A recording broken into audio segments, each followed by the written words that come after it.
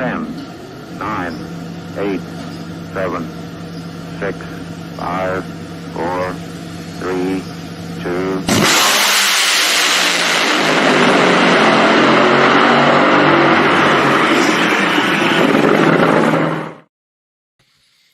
And live, the Competition Plus Power Hour is. Hello, I'm Lee Kraft, a.k.a. the Monday Morning Racer. Over there, Mr. Dujanay Bland, host of the Not Bland Show. Why? Well, he's not bland. That's why he hosts the Not Bland Show. And we were able to partake in some great drag racing action this past weekend at Knoxville Dragway.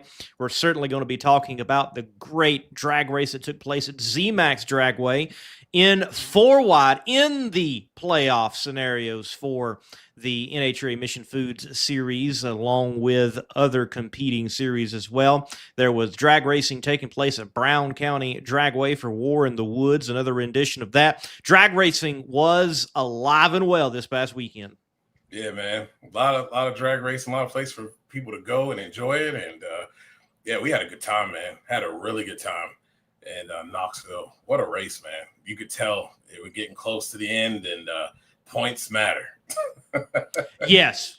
People were letting it hang out or hang up, or they were pushing them gassers to the absolute limit. What a great drag race it was. We'll talk about that later on. And we're looking forward to our guests. We got Kelly Clontz on. We're going to be speaking with her. She's picked up a new partner and some rejuvenation for the rest of the season, and looking forward to what we'll have conversation-wise with her. And then we've got Bobby Bennett on. We haven't had Bobby Bennett on in a while. He's, just acted like we're the redheaded stepchild of the programming on Competition Plus. He does have a redhead here on the show. And we're going to talk with him. And we're going to have an interesting conversation, I think, with Bobby overall. There's a lot to discuss, and it involves media in and out and around and through, and what comes out, what doesn't come out. And then just in the scuttlebutt from this past weekend, once we were able to dive into it, like, why do we get reports, and then why do we not get reports? And what is let me just say this. Thank God for Amanda Busick. She was like, She like, stop right there, and was like, you need to go ahead and explain yourself, Mr. Brown. I'm like, what are you talking about? Yeah. I texted her and told her that too. I was like, that was great work. You had him singing like a canary. It was. Well, we're going to step away to a break, and right after the break, we'll get the Pro Stock Motorcycle rider on. That is Kelly Clontz. Right after this word from Weldon High Performance. For the highest performing pumps, it is Weldon.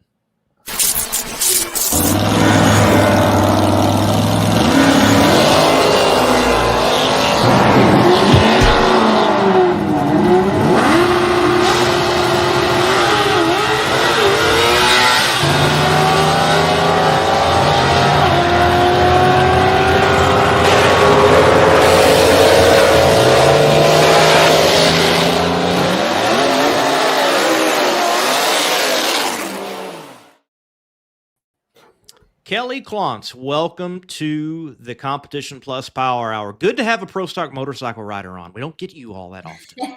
Thank you for having me. I'm excited to join you guys tonight. Well, speaking of Pro Stock motorcycle, how would you describe your 2025 season thus far in NHRA Mission Foods drag racing? So we haven't run a full season this year, but I think we started out pretty good. We are, pretty new on this motorcycle. We've gotten a lot of consistent runs, and Indy, Reading, and Charlotte, we've been very consistent, and I've been able to feel really comfortable and get some good reaction times, and just putting it all together, giving them consistent runs to let them tune on the bike. So I'm feeling pretty good about it. I'm looking forward to the countdown. I'm not in the countdown, but I really want to be a spoiler. Yeah, you had a really good weekend this past weekend. You were on, but you can tell, like, Chris is starting to get real comfortable with this machine, and you are too. It showed up this weekend in the 4 wide. You were able to go rounds. You should have had Matt It's coming though. It's coming. Oh, I know it. Matt knows it too. So yeah, we had a good laugh about that. I'm like, man, it was that close. He left some room on the table. And I didn't do it for the team, but I'm pretty excited about what we did in Charlotte, and I think we made 6 laps on the bike, and it was between an 83 and a 92. Majority of them were in the 80s, so it was very consistent. And that's the one thing that I need to worry about is the consistency and the focus. From the chat bleachers, Drag Racing Mayhem wants to know, is there traction control in Pro Stock Motorcycle? I wish. If I knew how to set it up, no, there is not traction control in Pro Stock Motorcycle. It is a clutch control. Yeah. And I don't know how to do that either. And I would say out of, all the classes that is at a NHRA professional drag race, you all have more control and less control at the same time by everything you have to input and worry about, because the rider is so integral to the mechanical mechanism that is the bike. Yeah. And I'm one of your honest racers. You can really detune a motorcycle pretty quick. You can have the perfect everything and you move around a lot on the bike when you launch. Just your shifts being a little bit off, a little bit low, a little bit high. And by the time you cross the finish line, you can be a 10th slower than what you should have been. A bad 60 foot, there's so many factors, and people don't see how much the racer actually does on the Pro Stock bike. I would say it's the hardest class to be consistent and actually, win races at. Yeah, it is. It's very touchy. It is very touchy. You've had Steam Fitters Local 602 on this bike for a while now, and you are going to be bringing in a new sponsor called Arch Key Solutions. What are they, and what exactly do they do? So Arch Key Solutions is a nationwide company. They do premier installation and integrated facility services. So they build, install, and maintain electrical technology and specialty systems. This is actually the company I work for. And we are celebrating 100 years in business. So St. Louis is a big location for them, a big race for us, having them on board. So everybody knows, I think, Chris is a steam fitter. So the Steam Fitter UA Local 602 has been on board with us since 2018, since we started racing full time. And they've been, the reason we've been out here, but we have really a lot of support behind us. So, Arch Key has supported me being on the road and being able to work remote and just shuffle all the things. So I'm the director of estimating for our Eastern region, and they decided to join forces with us for the St. Louis race. So I'm really excited about that partnership. I mean, it makes sense. Arch Key, going to where you've got this huge arch just across the river and a great view of the drag strip. And from reading the press release, it's a big deal. It's like they're within the top 10 of their field company-wise. That's big when you consider the United States of America. Oh yeah, I mean, we're growing. Basically, this past week we've acquired 2 new electrical contractors to partner with. Now they're under the Arch Key umbrella. So they're really trying to build our team and grow in the next few years. And it's pretty exciting. And when you haven't done estimates with numbers the size that we do, it gets a little scary because now you're working with a lot of millions of dollars. But it's a lot of people who you can genuinely see care about the business and want to see success of their employees. And it's been really exciting to see the growth within the company. Yeah, they do a lot of stuff. You look at just from technology, there's audio visual, there's security, there's network infrastructure, wireless, and system support. You've got EV charging, energy services, fire and life safety. I mean, they handle the spectrum of things dealing with electronics and electrical things. Is there any chance that this company might have a hand in helping out with the new Washington Commanders Stadium that will be back in DC? I cannot confirm nor deny. Well, that's gonna, we'll see. That's G14 classified, ladies and gentlemen. Yeah. Yeah. Don't the Commanders need help on the field too? No. They've been doing pretty good. Yeah, so they have. They've stepped up. We're actually excited to cheer for them now. Yeah. Crazy, isn't it? Now, last year was awesome because you could cheer for some crazy plays and know that you had a chance for it to actually happen. Yeah. So now that's pretty cool because I'm a lifelong fan, and it's pretty cool to have a team that you can cheer for and they can actually do big things. Been a long time. I'm on the other side of it now, so I don't have much fandom, but that is the team I grew up cheering for. So that's too funny. Yeah. So no, we'll probably do something with that. We're big enough that we can bid that job. Yeah. So there's really no limits size-wise to what we can bid. And that's exciting. The power of scale is like the Arch Key Solutions power of scale, like just working with people, being able to do things, bigger things, working together, no limits. And that's one of the great things about it, because there are no limits with the size that we are. You guys have a lot of jobs available. I noticed there was a lot there in the Clinton area. Are they people that take newcomers or people who don't really know much about the industry? Is there any entry level positions that are possible for people who may be interested? So nationwide, we're hiring any level. We need new people. We need new blood. We need fresh faces, fresh ideas. And there's so many different areas that you can get into to start. And the one thing, I'm pretty big on promoting is women too. Women can get into construction. We need field staff. We need all the things, because in order to grow, you have to have the people that are trained and able to do the work. Yeah. So well, it's exciting.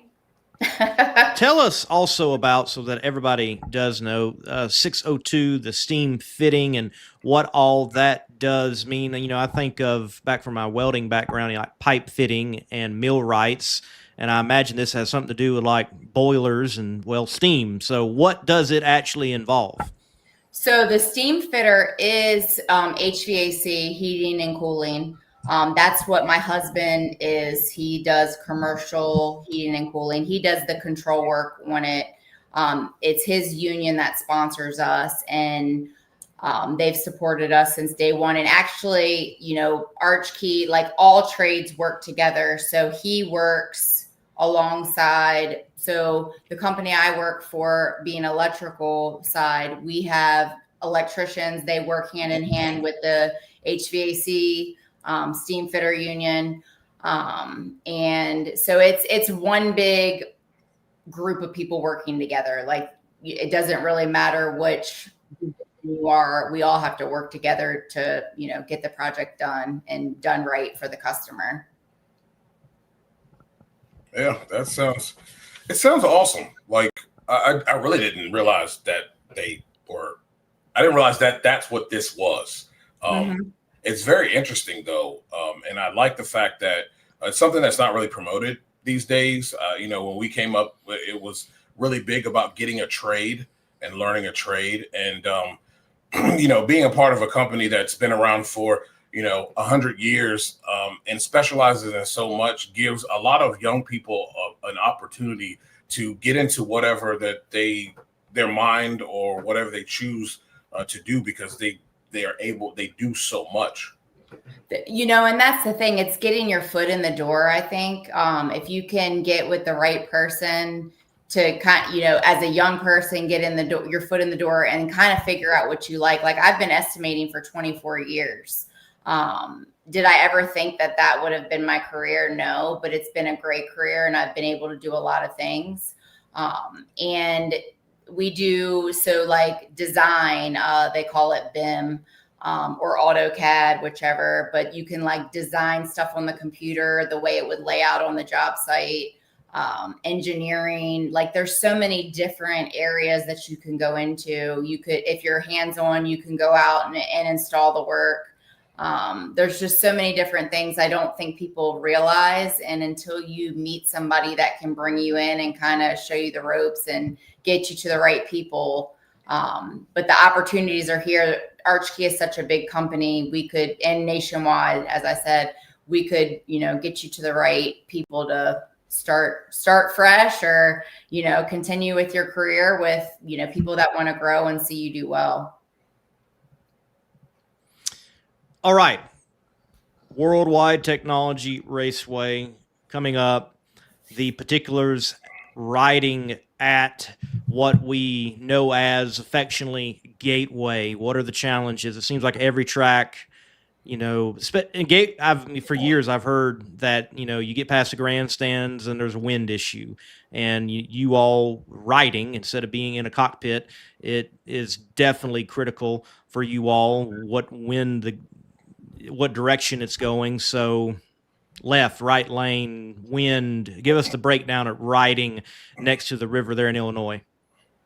Nothing really flags me too much about this racetrack. I've always liked it. They can set the bike up to where whatever way the wind is going, it drives the opposite way with whatever they do with the rear axle. I knock on wood. I'm a knock on wood. I don't normally have issues getting caught in the wind. That Gen 3 Suzuki Hayabusa is the way to go. So it's an awesome motorcycle. I'm not even gonna lie. And it's Vance and Hines. So between Vance and Hines and Chris, because Vance and Hines is our lifeline and they help us with everything, they'll make sure that the bike is top notch, and I'm not even really thinking about that. I do think, if I'm not mistaken, I think they have a little bit of a bumpy shutdown, but nothing crazy, and it's not too short. So I'm just looking to pick up where we left off in Charlotte and keep it moving, because I'm a little mad at myself still, but I'll be all right by Friday. Yeah. You guys have really made progress, being that, you haven't been able to race a full season. It really is remarkable. And I understand that, Vance and Hines has been really good to you guys. Mm-hmm. And it's been there for you guys to assist. But you can really just see Chris is really getting a handle on things.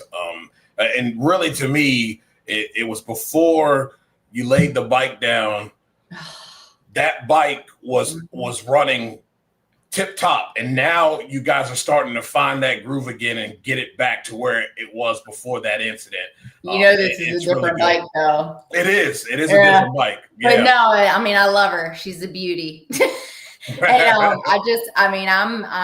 I feel great. Like there's something about the whole pro stock motorcycle racing there. It just, something about it just fuels me and keeps that fire burning. And I feel really good about the rest of the season. And next season, I don't have any solid plans yet, but I know it's going to be good. Yeah. But no, I'm excited. This bike it's basically identical to the one we had before. But now we're 660 pounds. So you got to think about that. When I went that 670 in Dallas in 23, we were only, I think, 645 maybe. Yeah, so the Vance and Hines Suzukis are 660. That's a heavy motorcycle. That is heavy. That's very heavy. Yeah, there's a lot of what is it? I don't know. What is it? Tungsten or whatever. And there's a lot of weight on the front end. I know that. Yeah. I don't know how much, but it's a lot. Because I have to push it around all weekend. Your legs got workout. But no, it's fast, and I'm excited. I think it's going to be a good, finish out to the season, and we're really excited. Well, you speak of excitement. Play it up for us. Give us what you envision. What would be that ideal weekend in the shadow of the arch? Look, I am going to hoist a Wally, and I've said that for years. And This past weekend was just a reminder of how far we've come and the capabilities that I have. And just our whole program is everything you could imagine. And I'm going to hoist a Wally, whether it's this weekend or next weekend, it's going to happen. So that's the goal, is to go in there with my eyes on the prize. Hey, I wouldn't expect it any other way. That's the Western Charles County way. Mm-hmm. All right. Tell us a little bit about the assistance that you do get with Vance and Hines and how good they have been to you guys, through this process.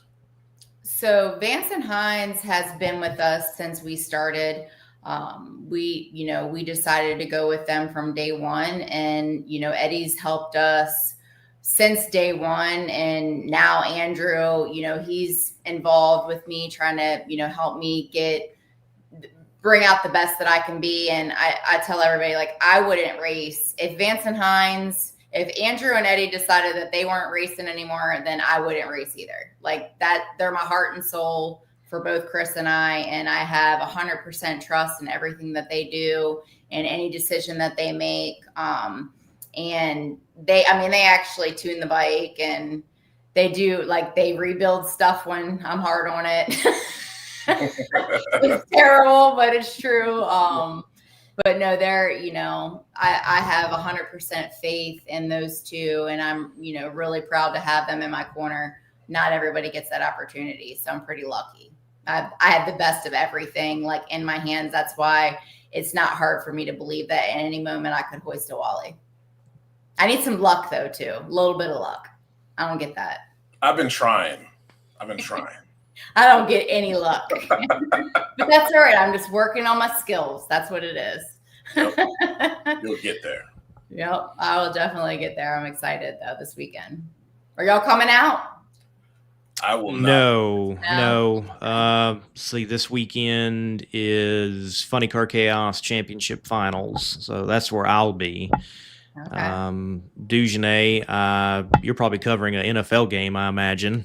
Yeah. It's NFL. Yeah. Full speed ahead. Right. That's awesome. Yeah. Well, I'll be there, and hopefully there'll be a lot of highlights on Facebook and Instagram and all those good things. So we have a bunch of people coming out. It's going to be a good time. I'm really excited for the new partnership and continue doing what we love. Awesome. It's a good place to race, and we hope that you have a good race weekend. And hey, congratulations on promoting the partner for this event, and we are looking forward to seeing you go rounds, if not even hold up that Wally, Kelly. Keep my eyes on the prize. Yes. Hey, thank you for your time. Thank you guys so much for having me. I appreciate it. Always good talking to you. Go enjoy the cats now. Thank you. I am. Thank you. Thank you. Welcome. Thank you.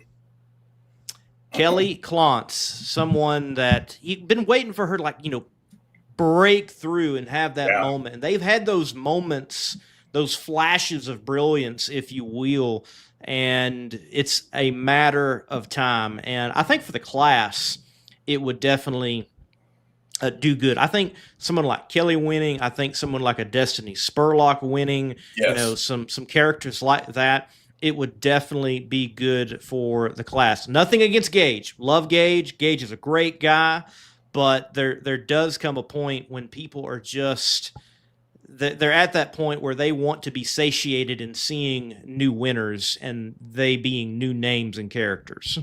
Yeah, it's been a cool journey to see her from the beginning. She is from my hometown area in Charles County, Maryland. So we kind of have friends. We have friends that are in opposite circles that mingle, but we never met until her first race at Gainesville. And they're family. Us media don't root that much, but whenever she's hitting the track, I definitely root. That's family. That's Charles County, and I'm always going to be behind my people. Hey, I don't have any issues with it. I understand there's supposed to be this, neutrality, but there are some that I just don't like more than others, and there's some that I like more than others. Facts. And also you get to know them, a little bit and their personality. Then you really start becoming fans depending on their personality, whether they have it or don't. So Exactly. yeah. Things of that nature. Well, great to have Kelly on. We're going to have Bobby Bennett on in just a moment and talk with the boss man on. I think we're about to get a long version of "Get Off My Track" with. Oh, Bobby we already Bennett. know. You already know. You already know. I think we're going to have an interesting discussion with Bobby. Always good to have him on and get his perspective. He's been doing this for, 26 years just with competitionplus.com, not to mention his foundational elements within the world of journalism in the sport of drag racing. So we're going to take a break, and after the break, we'll have Bobby Bennett on here to chat with us all live on the Competition Plus Power Hour. Look, the way Kelly talked, when you fill in your bracket, you might want to make her green all the way. So when it comes time, make sure you're playing Drag Race Bracket Bonanza. Drag racing fans, check out Drag Race Bracket Bonanza. It's the free, family-friendly fantasy bracket game. Now, after final qualifying at every national event, you can fill out your bracket for all the pro classes. It's free, easy to click on your picks. If you need some help, just hit the randomizer button to fill in the blanks. It's for fun, stay engaged, and pick your winners today.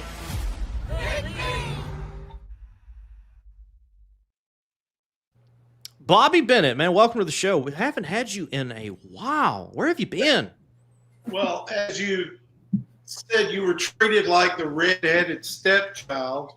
I need to remember that I haven't had an invite to come on the show. Oh, he needs an That is invite. an open invite. This is your he show. needs remember? an invite. Oh, here it is, folks. Chocula, you got to invite me in your house. Okay. All right. Well, Bobby, it's good to have you on. And look, what's going on in the world of drag racing as Bobby sees it? How about just tell you what hasn't happened? How's Right.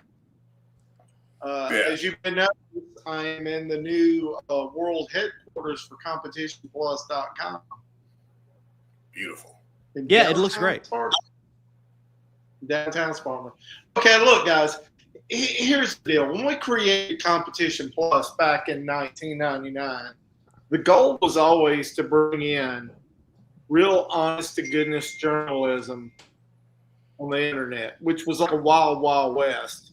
If you think it's wild now, you should have seen it back in 1999. And our whole goal was to create a platform where you could believe what you read on the internet. And I feel like we have done that and taken it to the next level. Definitely.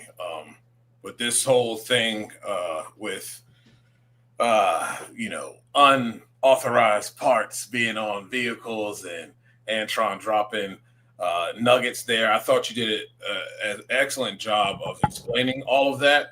And I do feel like the title was fitting because he started an earthquake, and then after that, as you know, as you spoke with several crew members and crew chiefs, that tsunami wave of dislike and discomfort came along with that.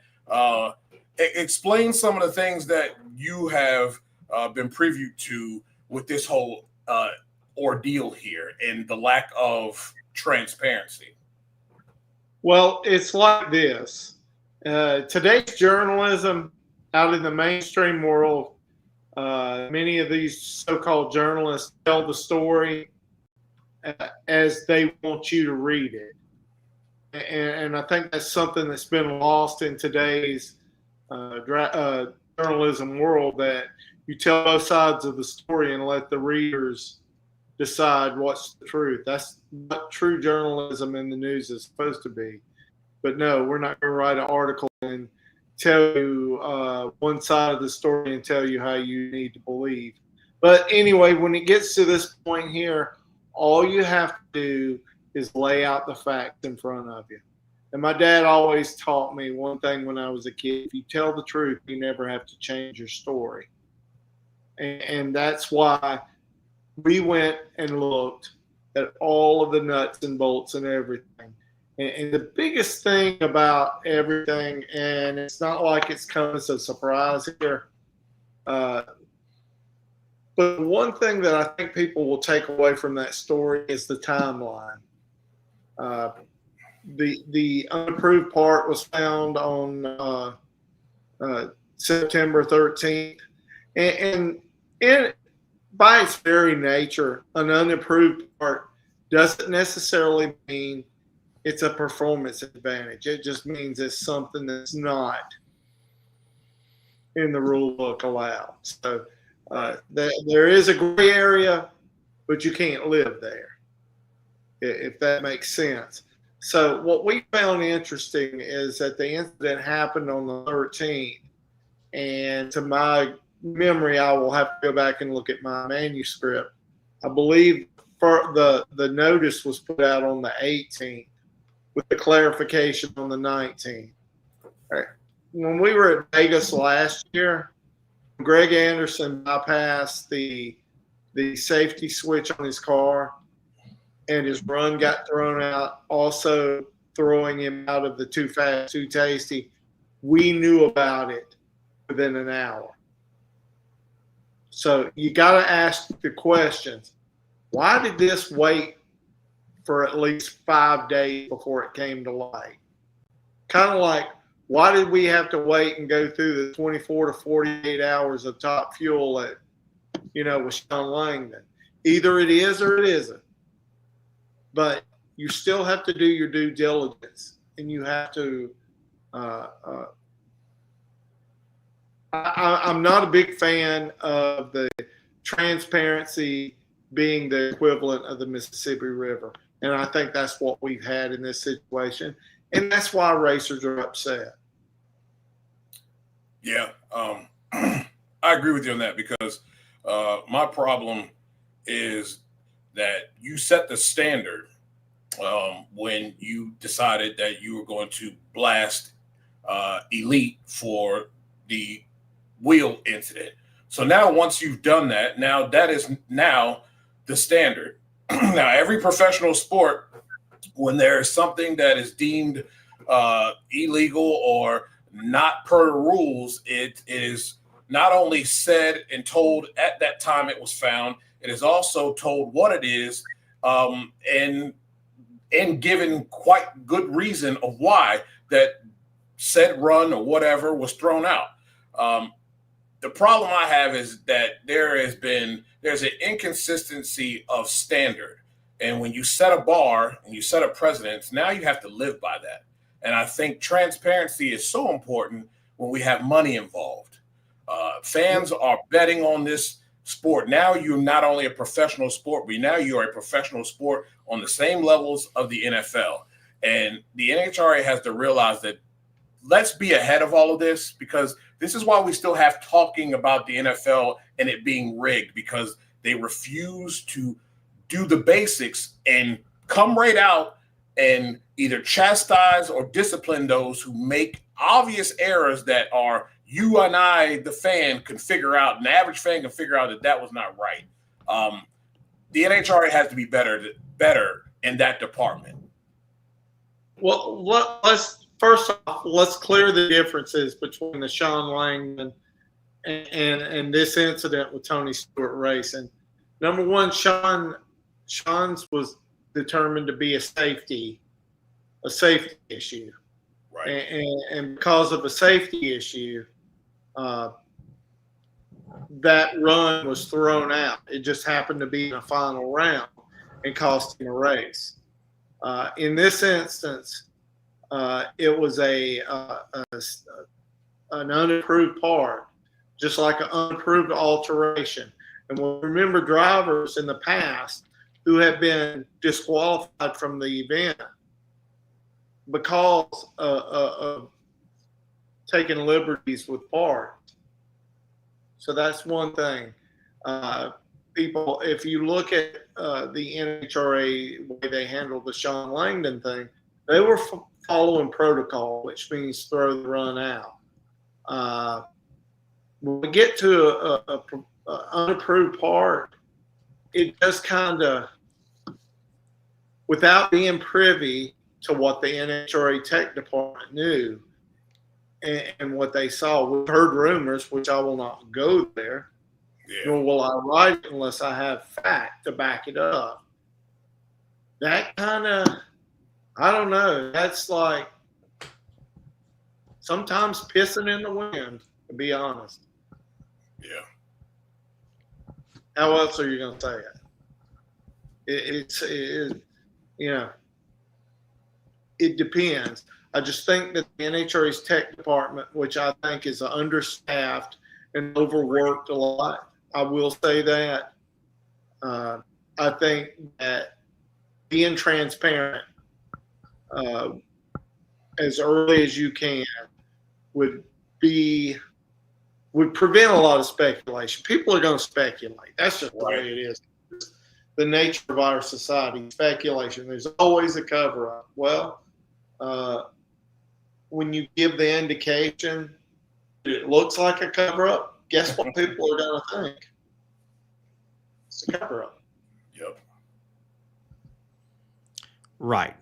We shouldn't have the exposure of it on the top end in an interview.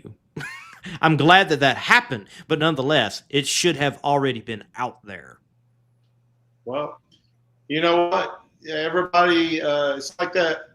And by no means am I calling Antron a buzzard or anything, but you know that old drawing that says, "Patience, I'm going to kill something." I think that's about where Antron was at Sunday when they shoved the microphone in his face. Yeah. This was going around the pit. And I've always learned one thing. People will be so vocal about everything, things that they think's wrong, and then you stick a tape recorder in their face, and trust me, I always use a tape recorder when I interview, because people forget the truth, but the tape recorder does not forget, and it does not lie. Right. That's two big things, but I always found that everybody is a vocal critic until you put a tape recorder in their face, and it's like they did a case of the lockjaw. Well, now I'm thinking the jaw's coming unlocked now. So even, let me carry on. Let me expound on that. Even to the point we're talking about the tethers. There are funny car drivers out there who are concerned. Some are being a bit dramatic, some are not. And the thing is how do you say somebody's being dramatic? And that was probably a poor choice of words on my behalf. But how do you say somebody's being dramatic when they have a genuine concern about their life when they get in a car? And the problem is that NHRA may be working on it. There's not a whole lot of communication going on. So when there's not communication, we're working on it behind the scenes. And with the NHRA, unfortunately for past transgressions, they don't get the benefit of the doubt enough. Right. But that's not our fault. You know? And it's almost like, I want to see the reactions on your faces when I say this. So let's go 3 wide. It's almost, yeah, you guys are old enough to remember the movie Jaws, right? Mm-hmm. Sure. All right. You remember when the character played Richard Dreyfuss tried to plead with the mayor of Amity Island to try to close the beach down because they got a shark? And he kept saying, oh, I don't know. His famous words, and this may resonate back on the NHRA one day. It is what it is. But Dreyfuss said to the mayor, I'm perfectly aware that you're going to ignore this problem till it swims up and bites you in the ass. Kind of like the tethers. I mean, I do appreciate the story you did on Jim Head. Plenty of people have been working on this idea, but he had a really good point of making the burst panels bigger to alleviate the pressure. And we had Daniel Wilkerson on, and he was talking about the same thing as far as, having bigger burst panels to alleviate the pressure here. I would have thought that they would have been willing to sit down and listen after we had the incident that we had with the greatest of all time that doesn't get to go out the way he wants to go out because of tethers. And we continued to go down this road and watch, Buddy Hall, Matt Hagan again, and others go through this same thing, Daniel Wilkerson, go through this same thing, and it's like we just kind of keep moving because they don't drive them. We make the rules, and you just got to live by it.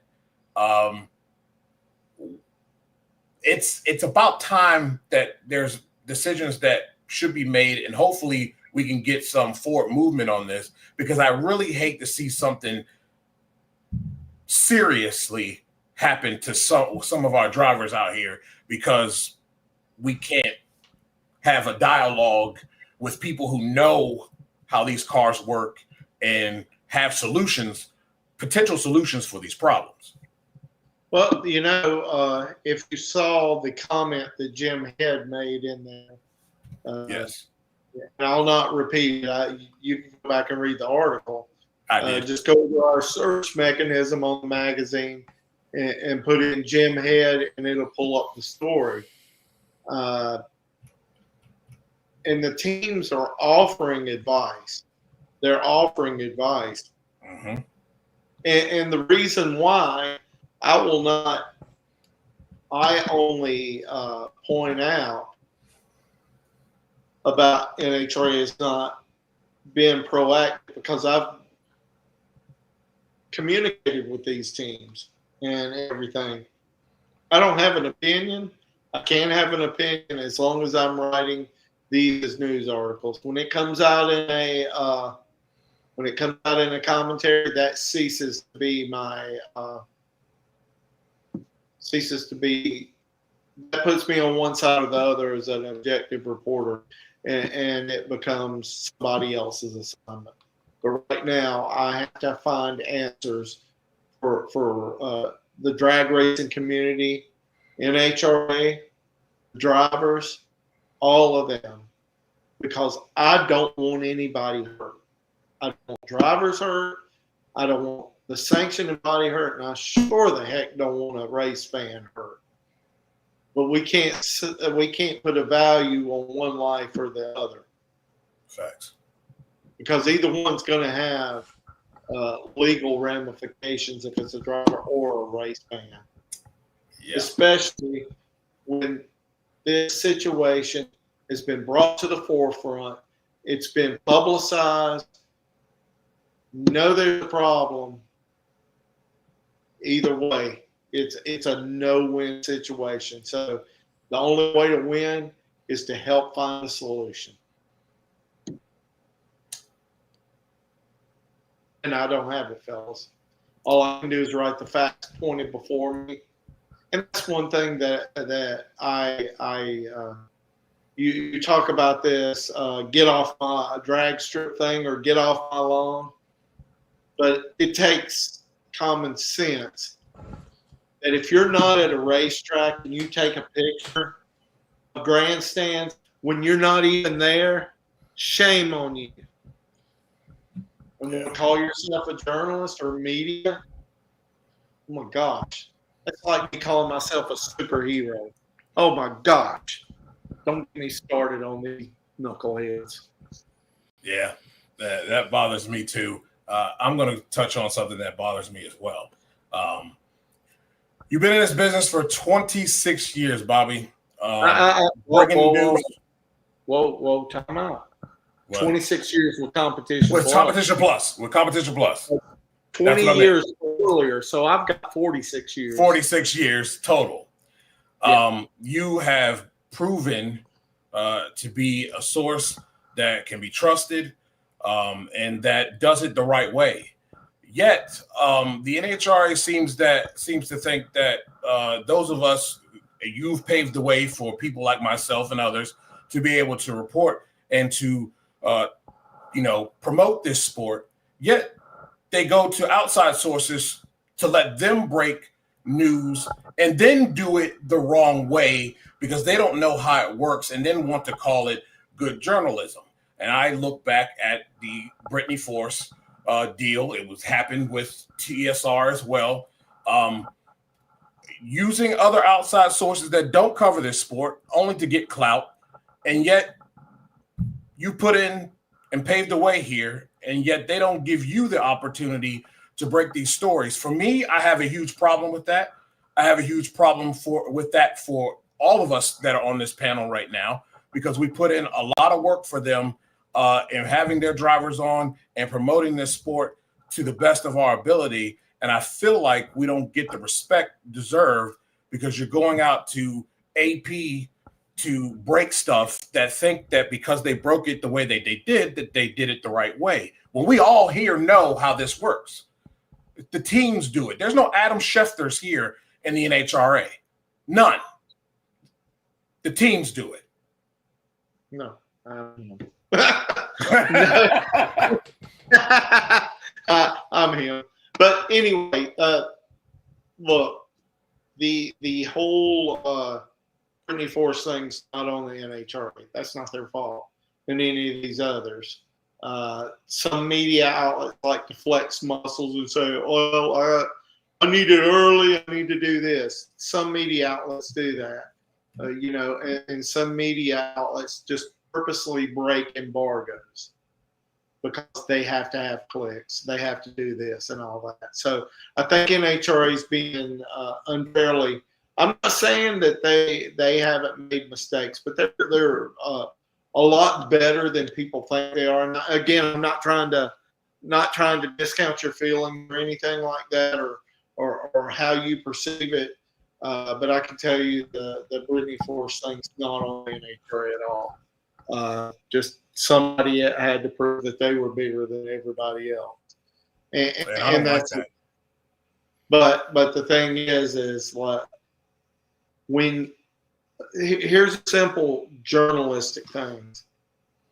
If you have to get a head start to publish before everybody else, that's not a scoop.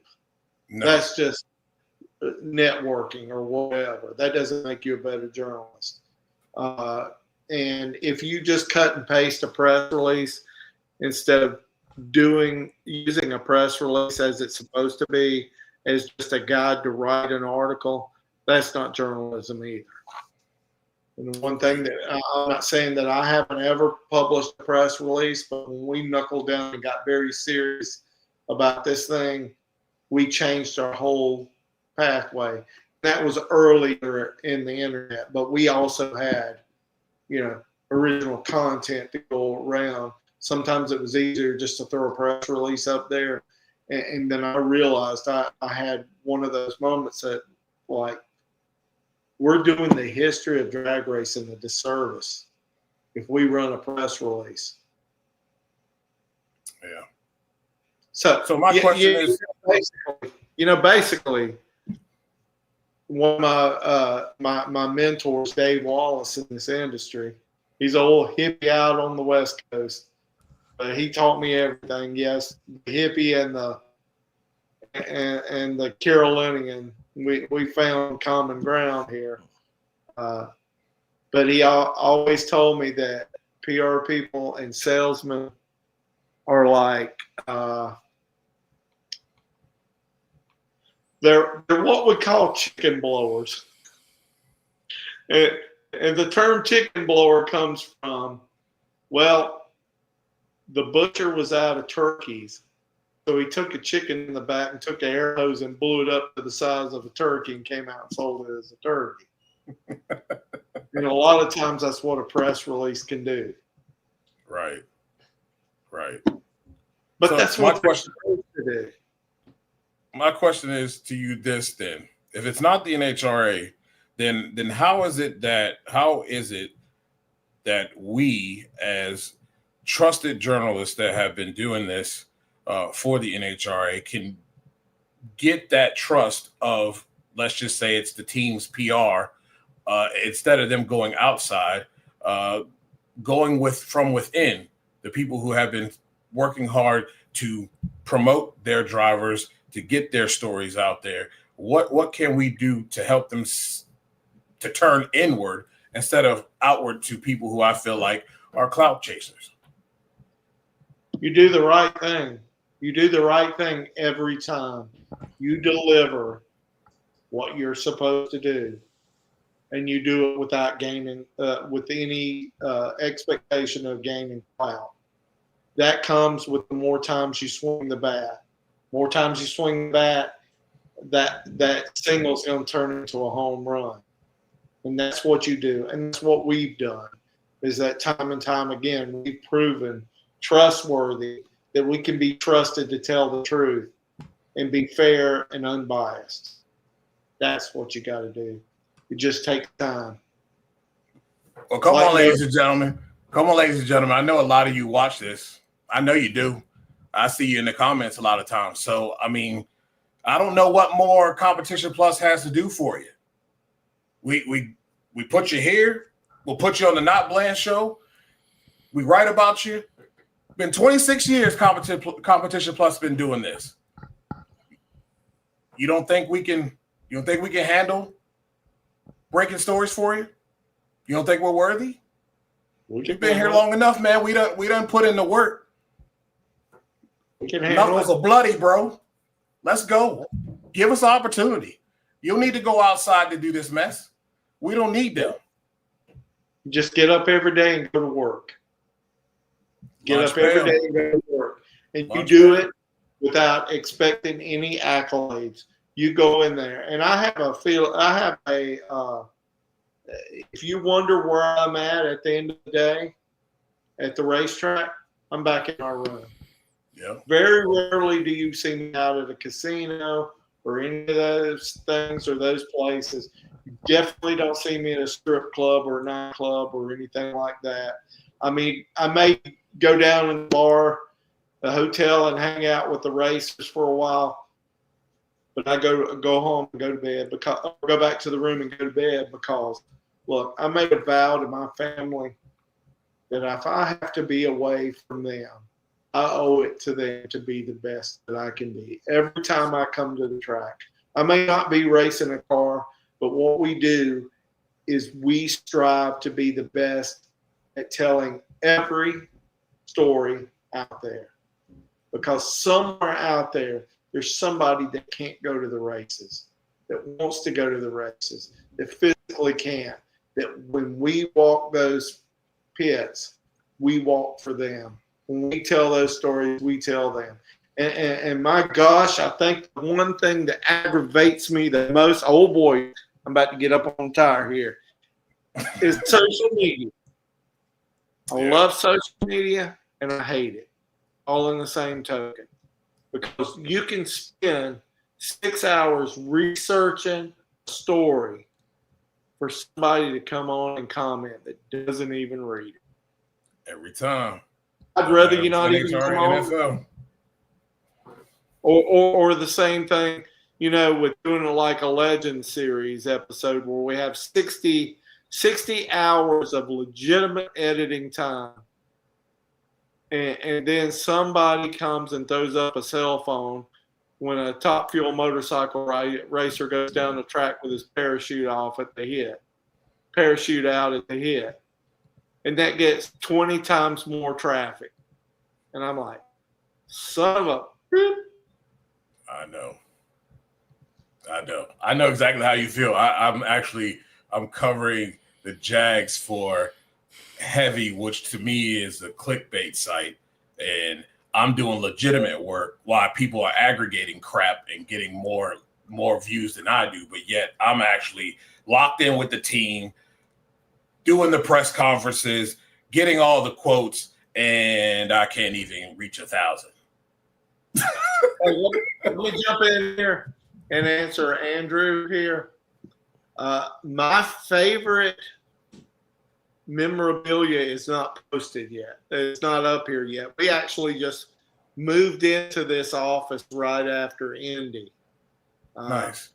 We had worked in a building that my dad built for me or had built for me some 26 years ago. And he told me that anybody who works as hard as you deserves to have your own office that you can get out of your house and go to. So he built a building on my property, and we left that after 26 years, and it was pretty sad because I felt like I was abandoning my dad. And when in a sense my dad would have said, "Son, you've graduated, move on." And so we've got an office downtown now, That's awesome. within walking distance of all the great eating places. So I have to walk so I don't get bigger. But to answer your question, for the best memorabilia is not here. I have the Kenny Bernstein Chelsea King diecast, the Blue Max diecast, autographed version of John Force's blue and orange Monzas. But my best piece is not in view, and it's on the table on the other side of my desk. It's the 1981 IHRA Spring Nationals Modified Eliminator Trophy, won by Gene Fulton at the very first national event that I went to in my life. He autographed it and handed it to me because he knew it was a trophy I always wanted. Hope that answers your question. That's pretty cool. Yeah. Pretty cool. I want to ask you because Nose for Nitro asked. I haven't heard anything, but I thought they were close to kind of announcing the TV deal. Has there been any movement on that? Are they close to even making an announcement on that? We haven't heard anything. Yeah, I'd say the same thing. Me neither. So Doesn't mean that they're not waiting for the right place to let it go. And guys, look, I'm not railing on the NHRA. I'm not railing on that. I just think that there needs to be more transparency and more proactive in certain situations. But I can tell you, if you want to know what a world without NHRA would be like, I wouldn't want to. And people say, well, what about the IHRA? IHRA is doing great things. They're moving forward. But I got to see a larger sample size before I say they can take over where this. Granted, I think within 3 to 4 years, drag racing is going to be in a really, really good place. yeah, I agree. I agree. I think it's going to be great. And I think this is going to be good for. I've said it many a times. NHRA is the WWE. Like, they've been here, they've been proven, and usually, for the most part, no matter what racer you are, you want to be on this stage. Everybody wants to try to get here, but the IHRA to me is the AEW, and it's going to better guys like Dan Mercier, previous winners like Lex June. It enables them to have a place to race, to get the laps, to get cash and win cash, to build their program. And then when they do want to pick a couple races that they want to go to, there already are cars that need to be. You can't go up there and say, hey man, we're running them. We can be a little soft on this round. But as they continue to get more laps, they're going to be even more dangerous. It only betters drag racing as a whole. So I'm really looking forward to seeing the future for the IHRA and how this helps this big bubble of drag racing as a whole, especially nitro racing, because there ain't a lot of places to go do that if you got a funny car or top fuel car, So it gives these guys a place that want to be able to nitro race, that maybe don't have the big pockets, to be able to do so. And I think it's only going to better the sport as a whole. Let me throw one thing in here while we're at it. I heard something I thought we were past. I heard an announcer talking about Clay Millican won his championships on the I side. Yeah, I didn't like that. Guys, get over that, okay? Are we going to continue this war between two guys who have passed on to the afterlife? Are we going to really continue this war? Yes, it's okay. You don't have to promote your competition, but you do have to respect the racers who have run over there. And I want to see your reaction to this when I tell you what I said. I said this to one announcer. I said, exactly what is this I side you're talking about? Are you talking about the one that 3/4 of your operating procedures are directly copied from them? Is that the I side you're talking about? Right. Are we talking about the scheduled qualifying times? Are we talking about the nighttime run racing? Right. Are we talking about the pro stock, the 500-inch pro stock? You know, which actually grew out of pounds per cubic inch because they were shamed because they were running almost a second slower than the mountain motor cars. Is that the I side? The I side that you have most of their tracks over here now? Is that the I side you're talking about? Or are you talking about the top sportsman and top dragster? Yeah, guess where that started too? It started on the I side. Yep. It's the IHRA. And Clay Millican and every racer over there, including Warren Johnson, who said he learned how to win at the IHRA, deserves the respect. Oh, by the way, you remember that big sponsor, Winston? Guess who brought that in? The IHRA. Guess what they did? They shared it with the NHRA because they wanted the best for Winston. Okay, pro mod, any of these things. Okay, so it's so childish and juvenile. Give them their respect. You're not promoting the series; you're promoting the driver. Yeah, I think it's a disservice when they do that too, because there's no reason to have a competition. There's room for everybody, and whether they believe it or not, it's needed. And I can tell you how it's needed. So the IHRA and their races have been doing a lot of in the lanes reporting and talking to drivers. Well, guess what we started seeing on Friday night in the night session? People in the pit reporters walking around in the lanes, staging lanes, talking to drivers. It didn't take long to start looking over there and seeing some of the things we can, elevate to elevate our, broadcast. It's like competition only betters everyone, and it doesn't need to be, it doesn't need to be an ego trip or doing what the WWE does and sets up things so that they can try to counter their counterpart instead of kind of working together to better the whole of wrestling. I think that's a bad look all the way around. I think that you do a disservice to the racers. Yeah. That's what I feel like. I mean, I understand that the IHRA and NHRA are fighting for a lot of the same real estate and different things. But I can tell you the people at the IHRA don't want any of this so-called war. They just want to run the races and be left alone. Yep. And to create a war over two guys that are not even alive to argue anymore. Yeah. I mean, the late Wally Parks and the late Larry Carrier. It's just a disservice to the racers, because I can go through and show you plenty of people. Kenny Bernstein won a championship over in the IHRA years and years before he won over on NHRA side.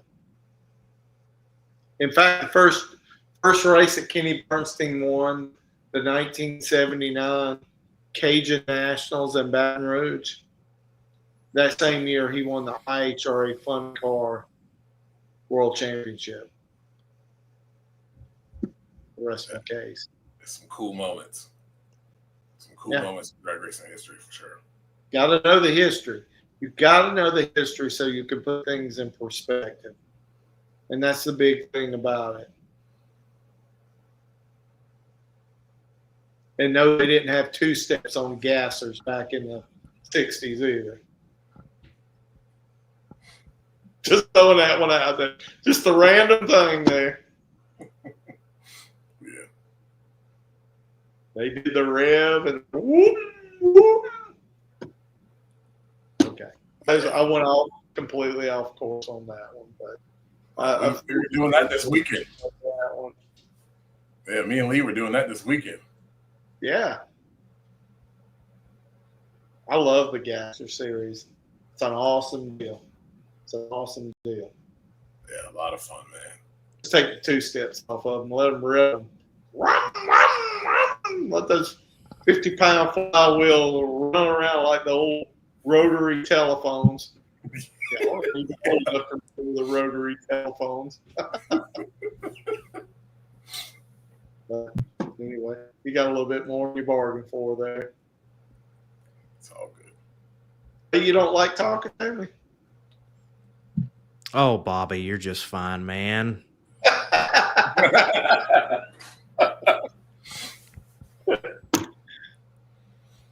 Yeah, I kind of took over, so I'm sorry. No worries. Anything else, Bobby? That's about it. You got anything you want to ask? I'll answer it. I think I'm good. You pretty much hit all the points that I wanted anyway.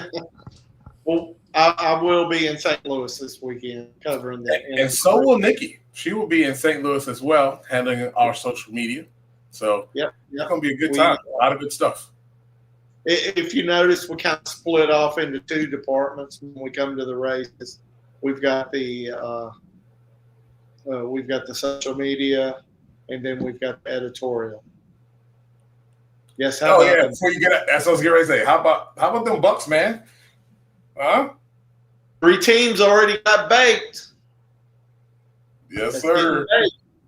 Yes, sir. Yes, sir. My Bucks. Go Bucks. Well, they're doing well, man. You know who was the other Bucks fan in the pit area that we used to go around and talk to each other and said, right before the season starts, Patty Indy would say, "You think we're going to suck this year? Or you think we might do something? Think we might win 6 games this year?"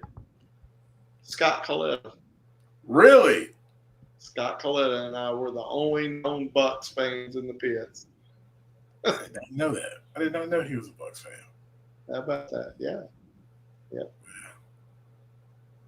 Oh man, Nicole, the scooters are the best. I just got me a scooter, and boy, it's a lifesaver.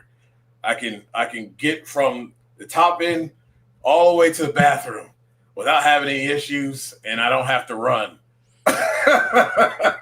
Too old for that. The 9-bot is the best. I've got a 9-bot that rides around a Roger Brockman's trailer. Yeah. The purple blue chicken one. It's got the blue chicken decal on there. That's mine. Yeah. And then I've got one here in the office. In fact, today I took a journey down the street to the bank and deposited. I was working one of the homeless people that come take my scooter while I was in the bank. But I'm telling you. I was fast. They're lifesavers. I'm definitely bringing them to NHRA events next year. That's for sure. Yeah, you just can't fly with them, as I found out from Nikki. She burst my bubble. Yeah, you got to be careful. 20 miles an hour is a little scary. No, you can't. You can fly with them on an airplane. Oh, you can't. Oh, yeah, because of the battery. Lithium batteries in it. Yep. Yep. That stinks. Tomorrow, just when you tune into Competition Plus, we have a big story on the unsung hero of the drag racing world, traction compound. Can you imagine a race world without that? A lot of tire smoke. Yeah, and then Josh Hart, who intends fully to be back next year, and he will be driving for a team. So we'll see how that one goes. Plus, the I know I'm going to butcher his name, Bannica Pro Mod win. Oh, Bannica. Bannica. Yeah, there we go. That was almost like it would have been back in the day, except the cars would have crashed into each other at the tree.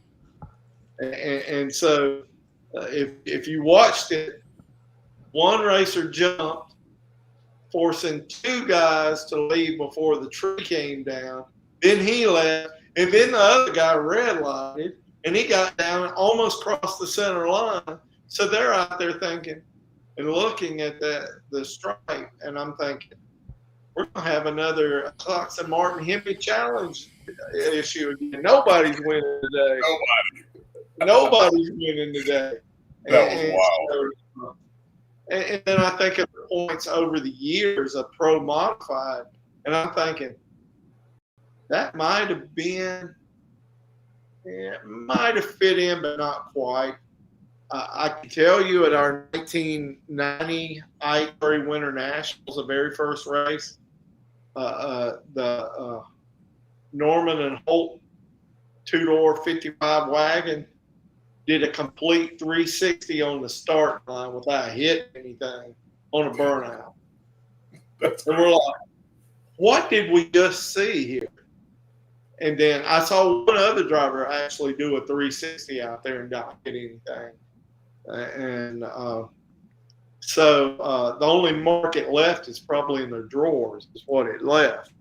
Is the only mark it left. But then there was the NHRA Pro Mod very first race. You got Paul Athey driving Johnny Rocca's 49 Mercury. He does a burnout, crosses the center line, comes over into the other lane, side swipes Ronnie Hood in a 63 Corvette, then goes back over into his other lane like nothing happened. And then they back up and then go down and make the run. And Jay Payne and Brad Anderson were sitting there saying, dang, we got to get one of those things. So you know, we've seen all kinds of things in Pro Mod, and just when you thought you'd seen it all, well, then you see what happened. Sure. Yeah. That was pretty interesting. I'm trying to get in everything I can because I don't know when Lee or anybody else is going to invite me back on the show. So I'm trying to get all my points in. Says the guy who built it. Oh, open invitation. Yeah, it's your show. I appreciate it. No, it's your show. You guys do such a great job. You do a really, really good job. Most of the time, I'm in the office at 4 a.m., so I'm snoring usually by 8:30 that night. I am old, guys. I am old. I'm a great grandpa, remember? Hey. We took Scooter to his first drag race this weekend. How do you like it? That boy couldn't get enough of the nitro cars. He loved nitro. And my wife, he lasted about a round, and then he was ready to go. My wife said he was out cold 5 minutes into the freeway. He was out. I appreciate what you guys do, man. You do a great job. Hey, thanks for letting us do it. Appreciate it. Stay tuned this weekend. Oh, yeah. Yep. Always some good stuff coming out on Competition Plus. Thank you for coming on and enlightening us because it's been interesting the past several weeks. It has. When I tell you that tidal wave's out there, but it's rolling in at a rapid rate. Yeah. I'm looking forward to it. There's more coming. Looking forward to it. Thank you, guys.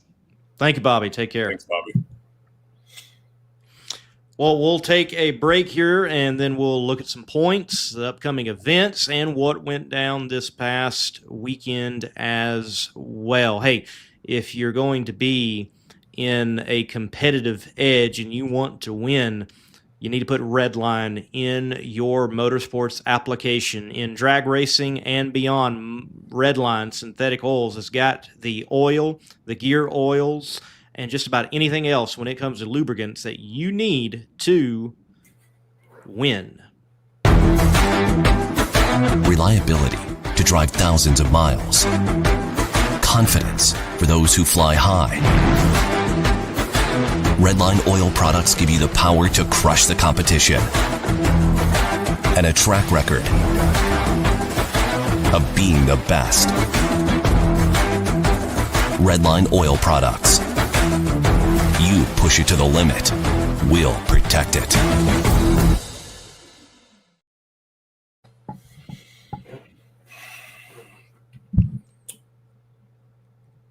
Dugenais.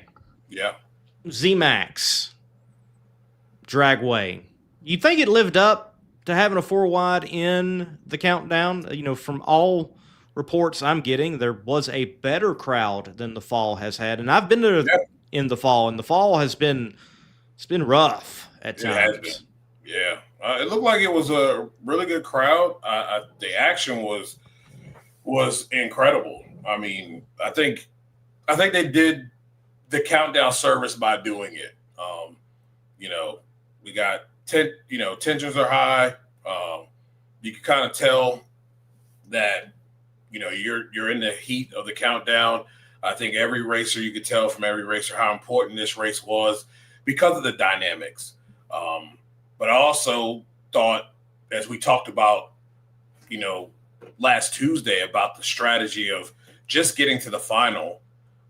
Doesn't matter whether you win or not, but getting to the final and kind of keeping pace there really helped a lot of people. I mean, I think if you look at Justin Ashley and what he was able to do, I mean, let's be honest, the guy has got a car that he's not exactly driving a Ferrari here. He's driving a Cadillac that, you know, he can trust. And, you know, the gang over there, the crew chiefs are, you know, they've got a quarterback that can get the job done.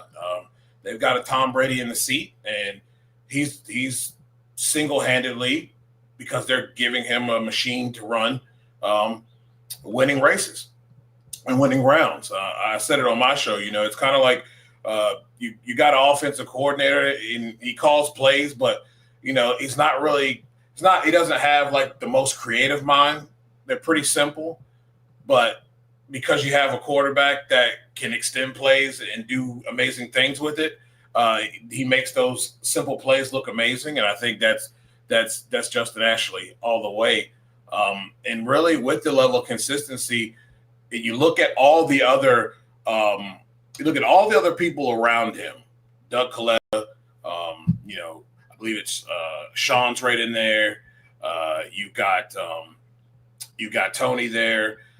Clay, because he's going A to B and he doesn't really have the home run tune-up, he's really in a real good position to win because of the consistency when you look at everybody around him. And I said where my do or done line was on the Not Bland show, and it's between Clay and Brittany. I think anybody below 6 and below, you know, you're fighting for position.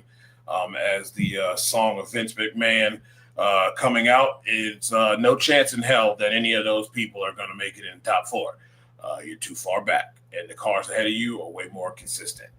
So I think it's a good opportunity for Justin Ashley to be able to win this championship. Unfortunately, all that work he put in this past weekend, he gained 20 points, and he's still 38 behind Doug. Right. All that work, and he only gained like 20 points.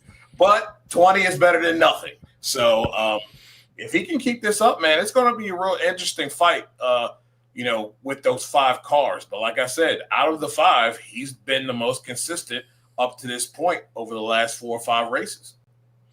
He has. It's just a matter of, can they remain that consistent all the way through? Sadly, Justin Ashley has been a championship contender almost every full season he's been in the NHRA Mission Foods Drag Racing Series, and there is usually some type of slip-up. And he's even had it happen at Worldwide Technology Raceway. And Worldwide Technology Raceway, and especially the Fall Nationals at Texas, these races really begin highlighting the players and who are not the players, even more so than the first 2. You know, we see some breakout performances for Sean Reed, Cruz Petragon that were certainly needed. But then we see them both go out round 1 at ZMAX Dragway. Yeah. So are they still top performing cars? Yes, but we're not going to see them really playing into that championship chase more than likely. And you look at Doug, you look at Sean, you look at Justin, you look at Clay, you look at these players. When are they going to have their slip up? Yeah. When is it going to happen?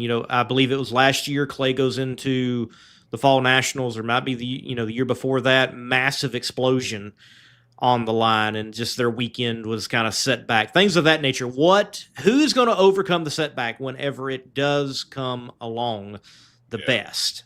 Yeah, and I think the key is Justin can't go out round 1. I think that's been his Achilles heel every time they've been in championship contention. They've gone out round 1 at the most inopportune time. Yes, and those around them kept going rounds, possibly winning races. So that can't happen for them. I think when you look at all the categories, really, I think Top Fuel is probably the one that has the most players that are involved. I think it's Sketchy and Funny Car.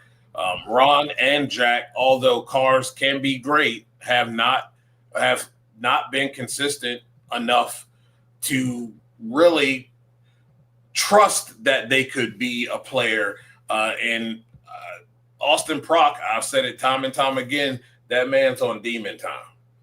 And to tell somebody is going to get big and harvest their nuts and knock him off, it's going to be a long road to toe for everybody down from 2 to 4. Because I think the do or done line is between Jack and Paul Lee. Everybody else under there is no chance in hell. So, and really, it's getting sketchy. It's getting real sketchy for Ron and Jack, because as long as that kid keeps going rounds, he's just distancing himself. And those two are really close to being 100 points back. And I think if you're 100 or more back, I think it's a really, really big long shot to get a win. The only car that's really been quietly consistent is the big guy. Hulk Hagen has been the quiet, consistent car. Do I think it's enough to beat Austin? I think Austin's going to have to. The props are going to beat themselves, and that ain't going to happen because they've had some incidences that they do not want to repeat. And Austin's pretty hard on himself. I think sometimes too hard, but that's just the competitor in him. And as long as he's got that mean fire, I think it's going to be tough for everybody else to have any type of play in Funny Car. Yeah, you look at Austin, he has what occurs to him there at Maple Grove, yet they turn it right back around with a win in arguably a more challenging setting and scenario of the 4-wide.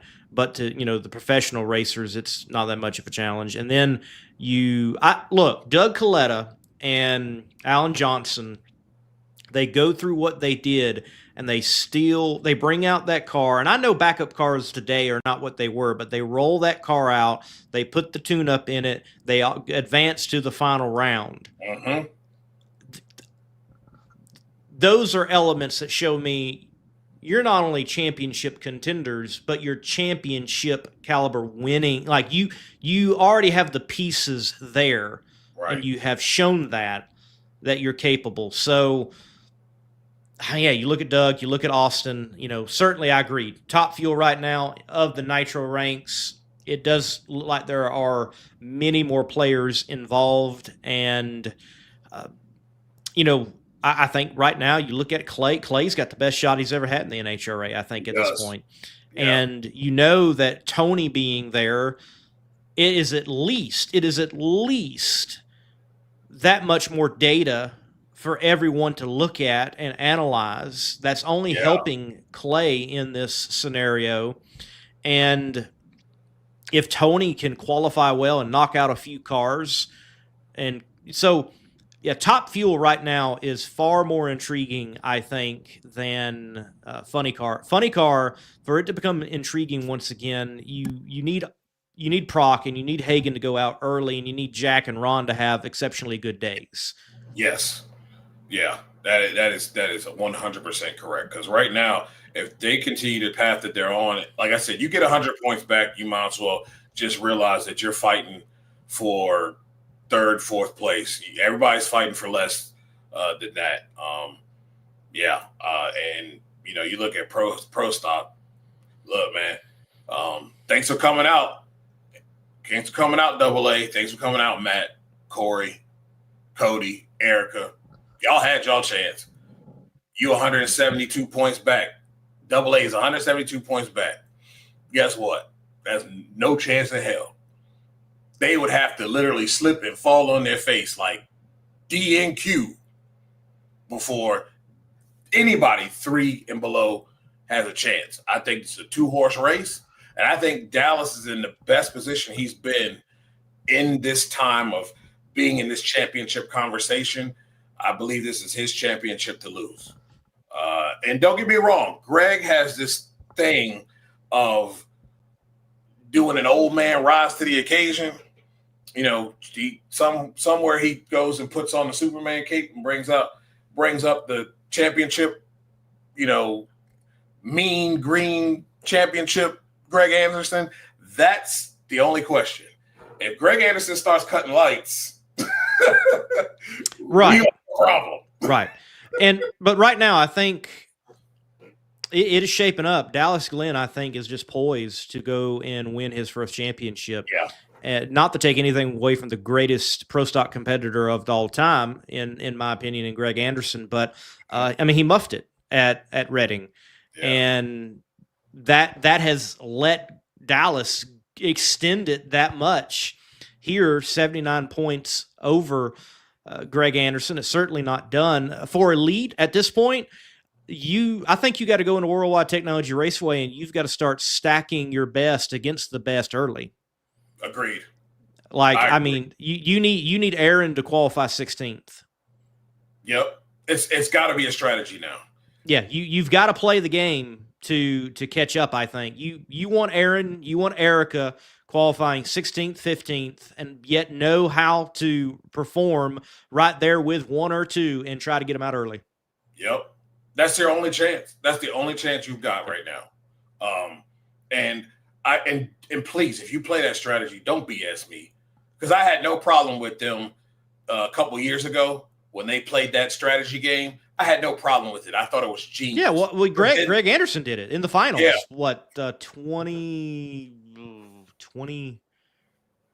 21 was it? I think so. Yeah, 21. I mean, they were straight up about it. That's what we're trying to do. We gotta do something, Right. And I hand it to them. They worked it out perfectly. How you do that, I don't know, but they're the professionals. And he had Erica round 1, if I remember correctly, in round 1 in a head-to-head matchup, obviously in NHRA Mission Foods Drag Racing. Erica won it and went on to get the championship. So you gotta love those moments.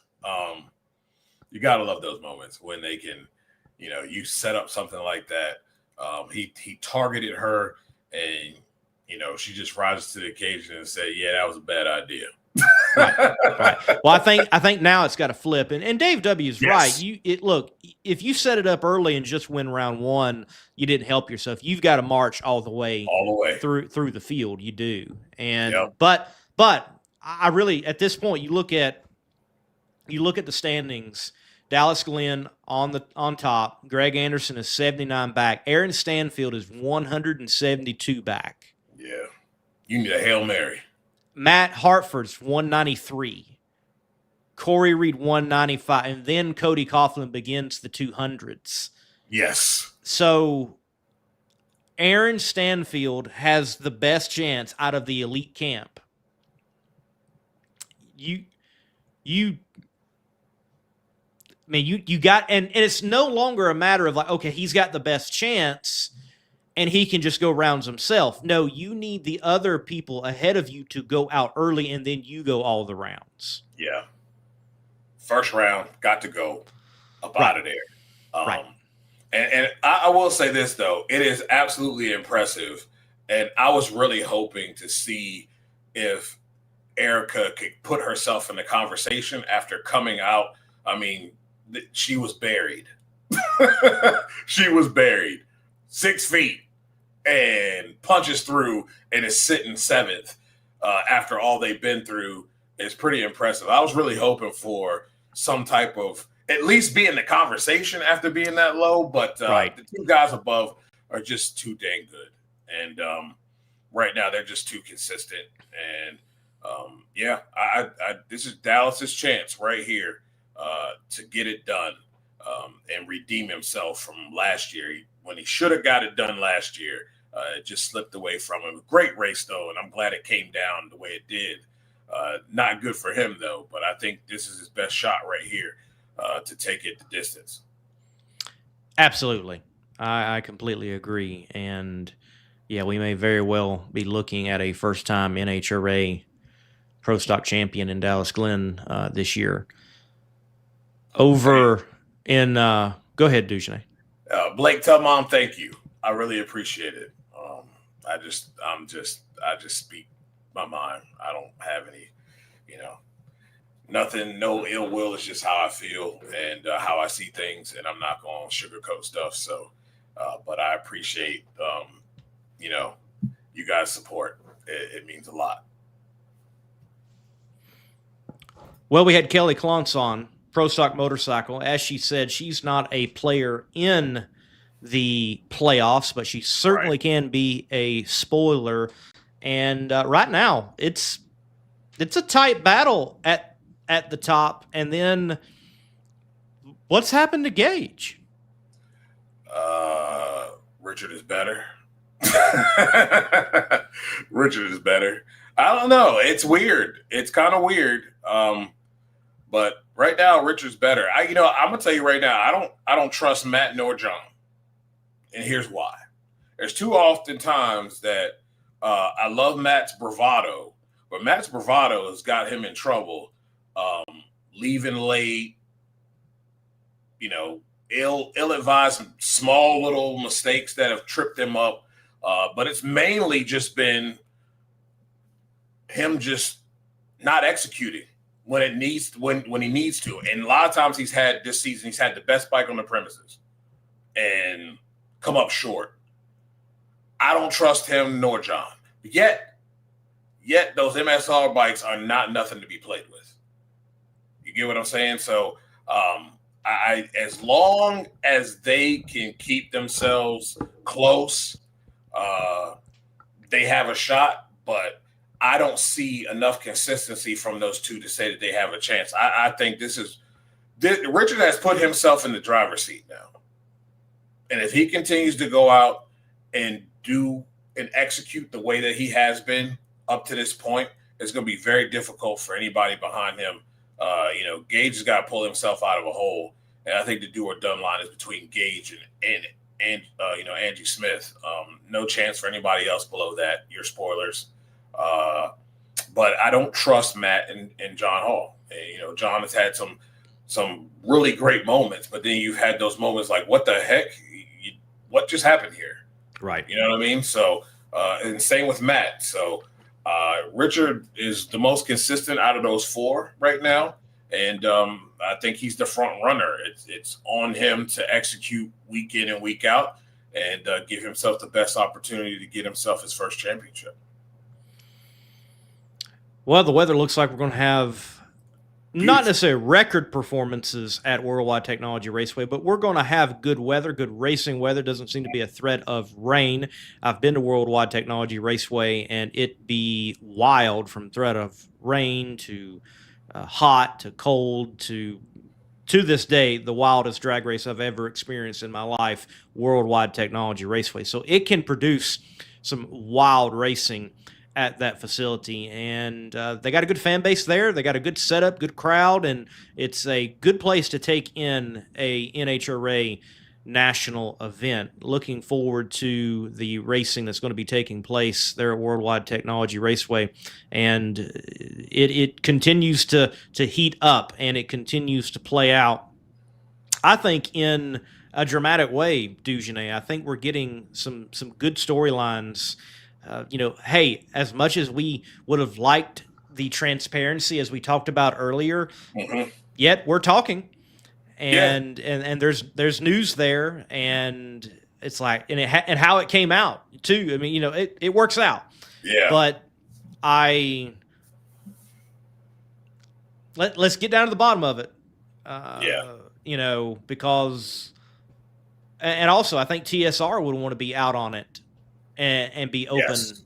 If they go on and they perform exceptionally well and Tony picks up a championship, people are going to say, well, what was on your car?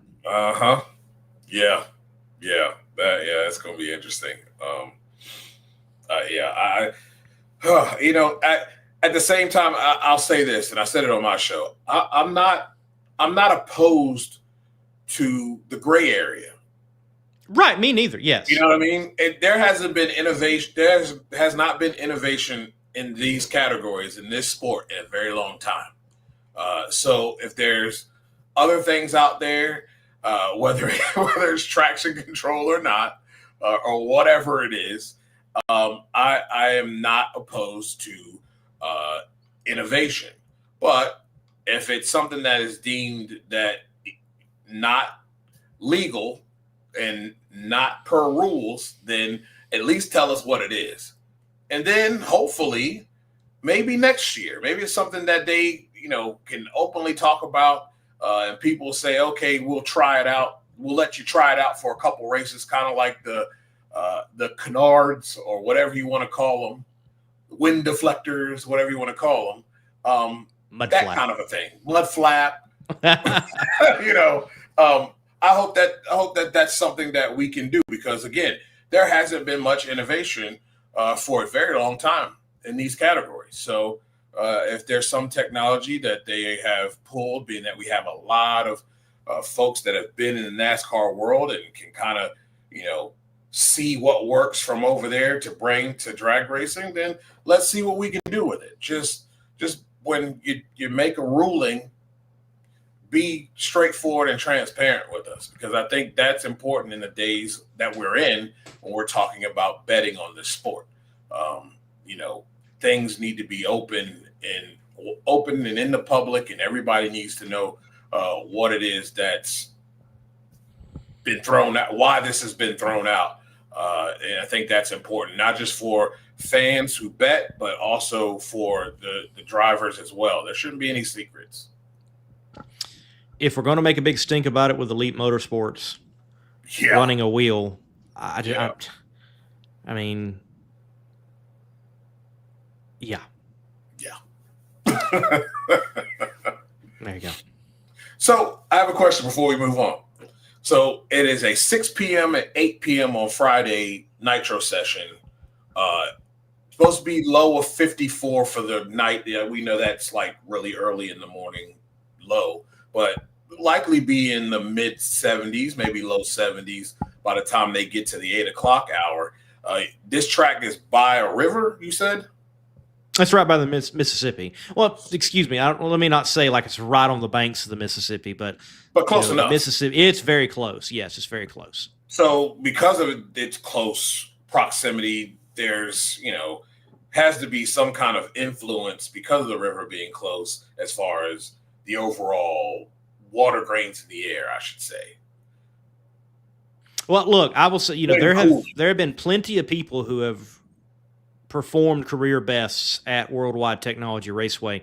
I think Kyle Wurtzel, for example, his career best is at Worldwide Technology Raceway. He did it in a losing effort against Steve Torrance. He was right down to the wire to him, if I remember correctly. So definitely, if the conditions are right, you're going to see some stellar runs. I wouldn't be shocked that you have, Miss Queen of Speed with a Grubnik tuned car maybe set a speed track, reestablish a speed track record. I'm just not expecting, 345 or anything. No, I'm not expecting that either.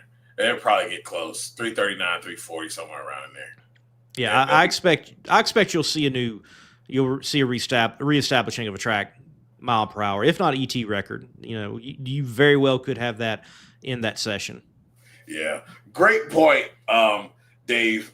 I forgot about that. Alex Laughlin gets in Buddy's seat, runs the car into threes. Yeah, and I mean, was right there. Just did miss advancing into the next round of quads there. Semifinal action, if you will, and just did miss it. And hey, look, credit to Alex Laughlin. You see it in the comment sections all the time. People, I don't understand it either. They're like, "Oh, he needs to win something," and it's like, whoa. Yeah.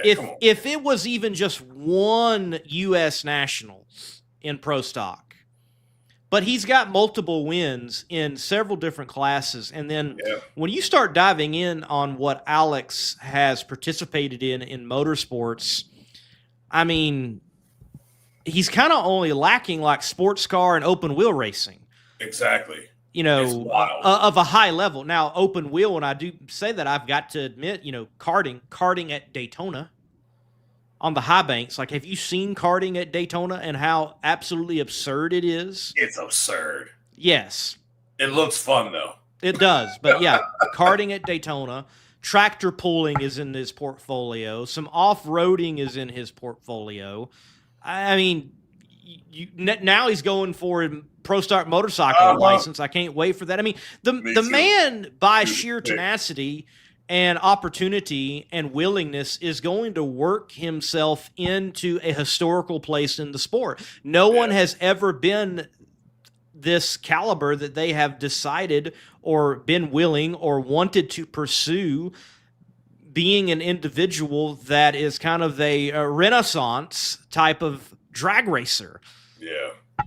And the dude's not like, it's not like he gets into all these things and the only thing you can say about it is, he drove that. He was a bum doing that, but, he's driven these other things, but he ain't been that good at it. This dude gets in here and, like, he's good. Like, right. you can't, you can't go up there and think that, all right, man, it's just Alex. He's not that good. Yeah, right. Yeah, go ahead, sleep if you want to. Put you on the trailer quick. I mean, it's wild what he can do. It's wild what he's been driven and how well he's done it. I think if he was in a higher caliber ride, whatever it was in competition, you would see him be a championship contender. For sure. Without a doubt. Without a doubt.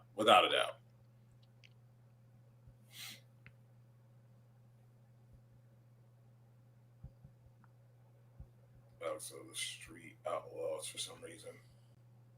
Oh, well, I mean, maybe. But he's done that. He has. Too. You're right, Mac 1320. He does. If it's got wheels, he's gonna be on it. Also a budding music career as well. I know. Yeah. It's not doing too bad. It's not doing too bad.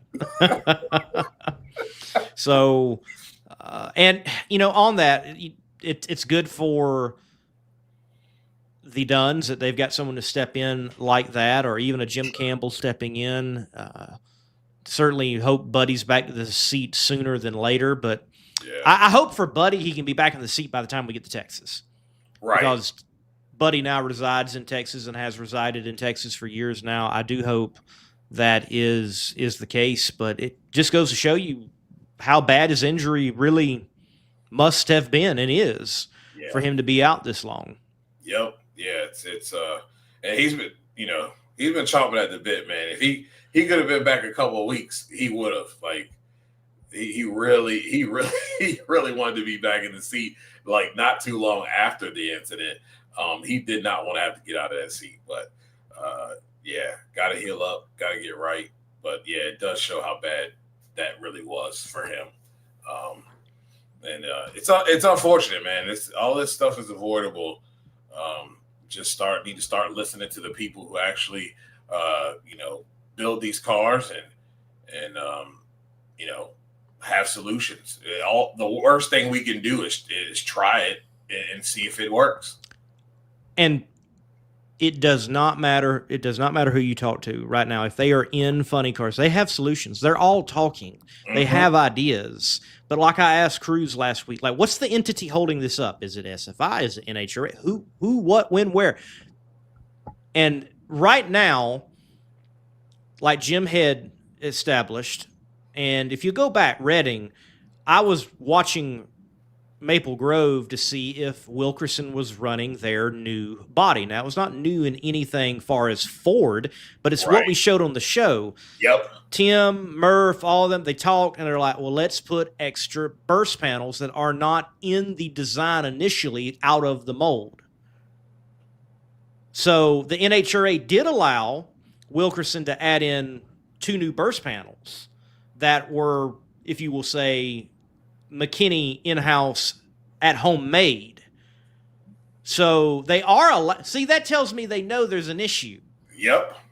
And they're willing to allow for this concession, but yet not solving the bigger problem. Yeah. Now, again, you have, there could have been shrapnel come off of Ron's, incident hit somebody. There was shrapnel that hit somebody from an injector, with Leah Pruitt, when she was still in the Top Fuel car. So it is a tough situation, but there are people with ideas. There are people with solutions.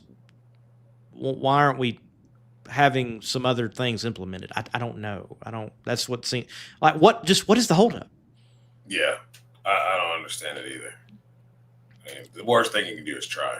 It's not like it's a performance advantage. And look, also, and I would be fine with this. We've got all this right now. With Hagan's been very vocal, and Daniel Wilkerson has been vocal, and you've got articles on Competition Plus. There's a lot of information out there about what's going on, and we need to fix it. Okay, well, NHRA just come out and say, look, we know right now that we've got a product that will keep the fans safe. The drivers have took upon them a certain element of risk to drive these vehicles, period. We are going to keep it as it is, but we will seriously look at the matter and implement things into preseason testing in 2026. I think if they came out and said something like that, people would accept that. I think the issue right now is it seems like things are on deaf ears except for the people within it. Yeah. And they're not hearing anything from above. That seems to be the issue right now. Yep. I think that's the case. And, it's kind of annoying because you guys you'll make a quick change in the middle of the season to Pro Stock Motorcycle in the middle of the season, making weight changes and change the dynamic when that's something that really could wait till next year, and do that in preseason testing. But, we're kind of just mum's the word. People are pissed and, complaining about it. And it's like, yeah, we hear you. And we just keep mum. Yeah. Who knows? Yeah. Who knows? Well, we got some great action.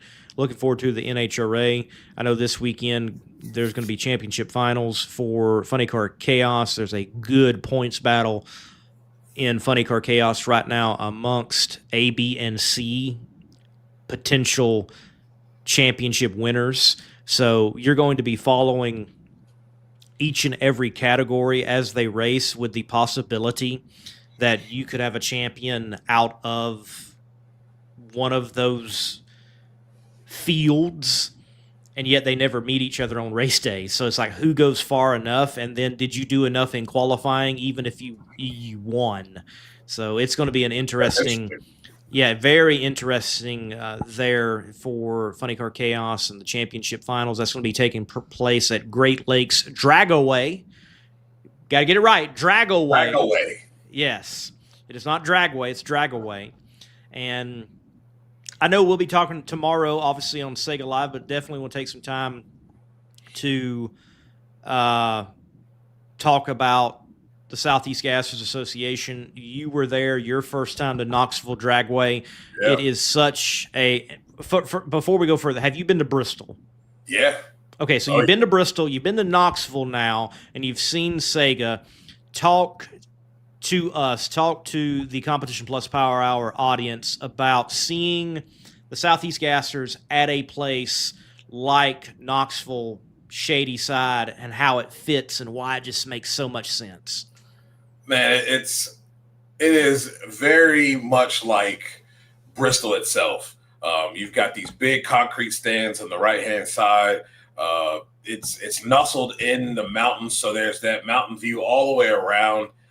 It's kind of really in a low spot when you come up to the track, but it is like in the mountains for sure. It's not off of like a really big time major highway. It is got this. It's the same colors. The tower has the same kind of colors. They've got the guardrails. They got the colors, and it's fitting for the Gassers just because it's such it's an intimate setting, and it's got a whole. You can tell that the place has a lot of history, and that big concrete wall on the side, it's kind of reminds you of Shady Side. Shady Side on the left hand side, if you're looking down track, the left hand side has the grandstands with that concrete wall there, and man, it was just they were on it. You could tell that we're getting down to the last 3 races of this season, and championship points are being counted, and they were letting it all hang out, man. To big time wheel stands, my man stands it up on the bumper, and I've never seen a front spring come out of a car, but we saw that. We saw that this weekend. Chase just staying in it. He wanted to win, and he wanted to win bad. And he admits he stayed in it too long. Turns that thing turtle for the first time. Glad he was okay. And our guy Barry Adler, he's gonna have a talking point there at SEMA. He was pissed though. He was pissed. But that car was flying too before it tagged the wall. He was flying, man. Everybody was on it. It was a great show. To watch Chick Magnet not go to distance as the season that he's had here up to this point. Well, so on that, so Leslie Horn, if you don't know, in the Chick Magnet, he owns the Southeast Gassers Association now. He's in his he's in his second year of ownership with it, and he still competes at in a gas category. Well, he had an incident where he was disqualified. Yeah. And he was disqualified. It was weird, but he was having a mechanical issue. He went past the scales after a win against Alan Pittman, and he couldn't get the car back mechanically. Crew comes up, crew touches the car, and he's informed by Sega officials, you're disqualified. And then we're able to get that information in real time when he comes up to the tower and to explain what happened. And we're able to put him on the live stream and be like, explain what happened. Yeah. So it's not that hard. No, it's not. It's not. Makes for great TV too, by the way. It's not that hard. Yeah. Yeah, it is not at all. Not at all. But it was great action, man. That place is awesome. If you are in the area, the next Sega race, you guys need to come out. I mean, it's so fitting for the Gassers to be there. It was unfortunate that the bug in qualifying, I assumed that he broke something on the starting line. Never seen this bug before, the orange one. Orange peeler. Yeah, I'd never seen him before. Shows up and doesn't leave the line, but doesn't come back either. Right. Yeah, H-Gas was low. Quayne Stott goes on and wins in H-Gas. It's like he's won in every Southeast Gassers Association category. And also just goes to show the caliber of driver that Quayne Stott really is. that he can do it from A gas to H gas. And the H gas car, as he said in the interview, he's like, hey, I haven't shifted an H pattern shifter in race trim in a long time, but it was a spectacular event. And, folks, to clue you in, the Southeast Gassers Association, great show no matter where it goes, but there's certain places where it just fits and you kind of feel like you really have stepped back in time. Mm-hmm. And that certainly is Shadyside Dragway. Knoxville Dragway is that too. Shadyside Dragway outside of Shelby, North Carolina, and Knoxville Dragway in Maynardville, Tennessee, north of Knoxville, Tennessee. They are the only two tracks that have 2 race dates a year with the Southeast Gassers Association. And it just makes sense. People travel to these particular tracks to experience Sega there. And Knoxville 1, the spring edition, we had a family from Hawaii that they were visiting family, but they made sure to visit family while the Southeast Gassers was going to be in action at Knoxville. And this most recent race, the fall edition, there were 6 young men from Sweden who traveled to the East Tennessee area, and circled on the calendar was the Southeast Gassers Association at Knoxville Dragway. So that's the caliber of action that's going on and is taking place, and people want to see and they want to take in. And it was a good show. To the team there at Knoxville Dragway, what a good show it was. And to the fans, man, they turned out. The place was packed. There does come a point like where I had you, technically you can't go sit. It's kind of divided off. I had you as a cameraman back there, but even the concrete bleachers, which are bigger than you think. When you're away from them, you're like, they're not that big. You walk up to them, you're like, oh wow, these are bigger than I thought. They have to walk up those things. They were full, and it was a good showing for the Southeast Gassers Association. So, guys, if you haven't been to one, they did a good job with the track. I will be at Tucson. Very, very good. They were very good from the track prep to how they handled the customers, the whole 9 yards, man. It was a class act there at Knoxville Dragway, and I look forward to going back. And you mentioned how they handled the customers. It's a small racetrack, okay, but they even had a trolley.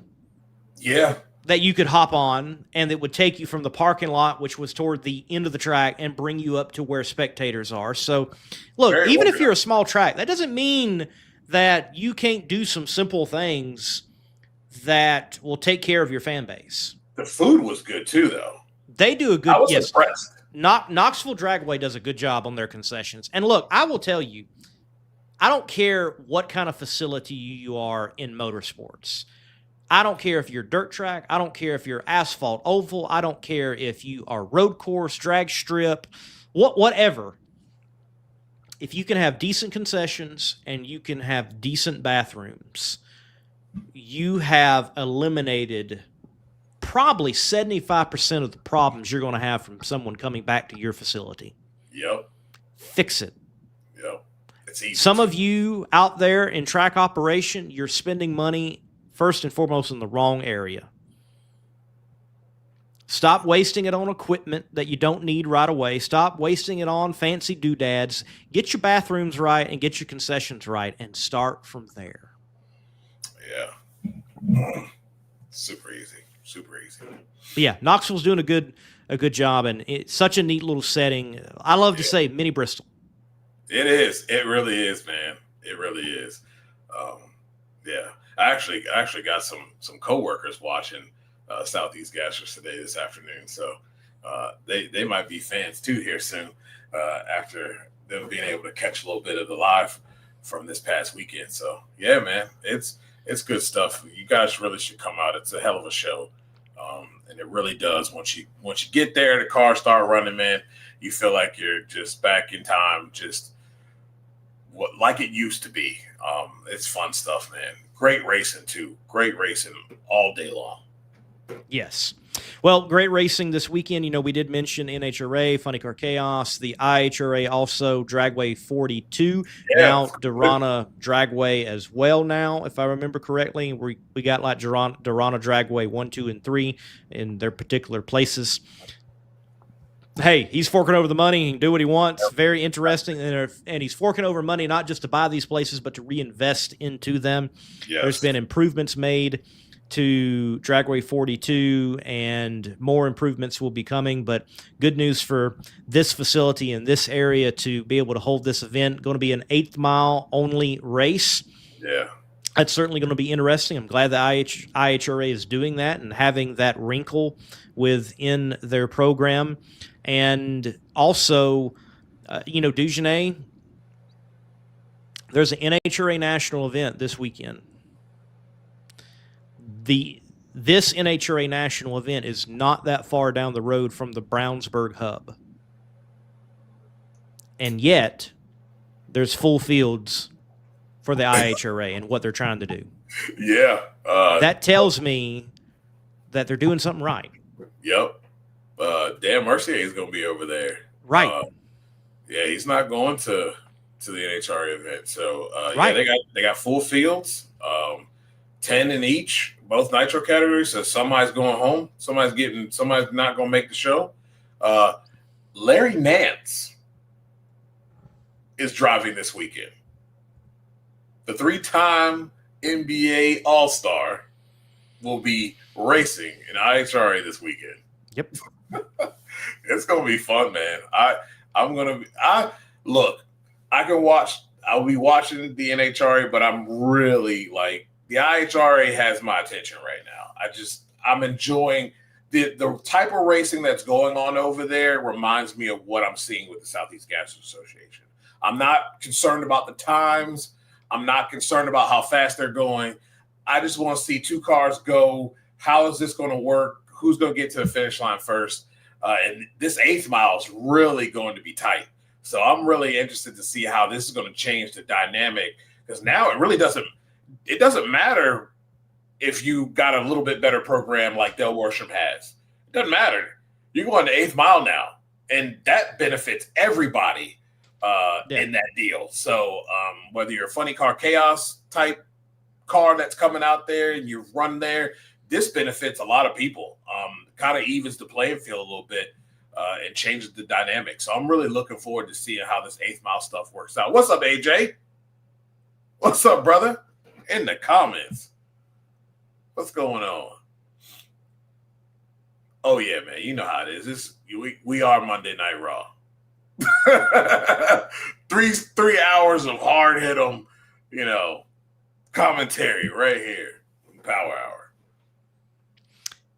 The IHRA and the NHRA coexisting, you can already see it this weekend. It's not that hard to get it. No, man, it's not. And I'm glad Bobby said that, but that's my whole thing. And I said it earlier. The only people who are going to make this a competition are the NHRA. Right. And I don't think nobody over the NHRA is like, we want to beat nobody over the IHRA is like, we want to beat the NHRA. No, they want to have their place in the sport. Yep. And give a place for everybody else. And it, again, is only going to help the sport overall. Yeah. And I'm with Bobby. The IHRA has no problem mentioning what these drivers have done in the NHRA.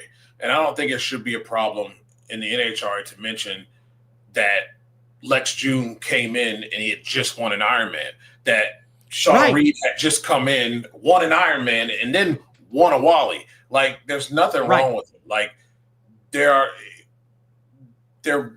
that's part of their career. That's part of what they've done. There's nothing wrong with mentioning, Clay's stellar career in the IHRA. It's just, it's another place for people to race. I can't be more happy. I mean, maybe this enables, someone, why is his name slipping me now?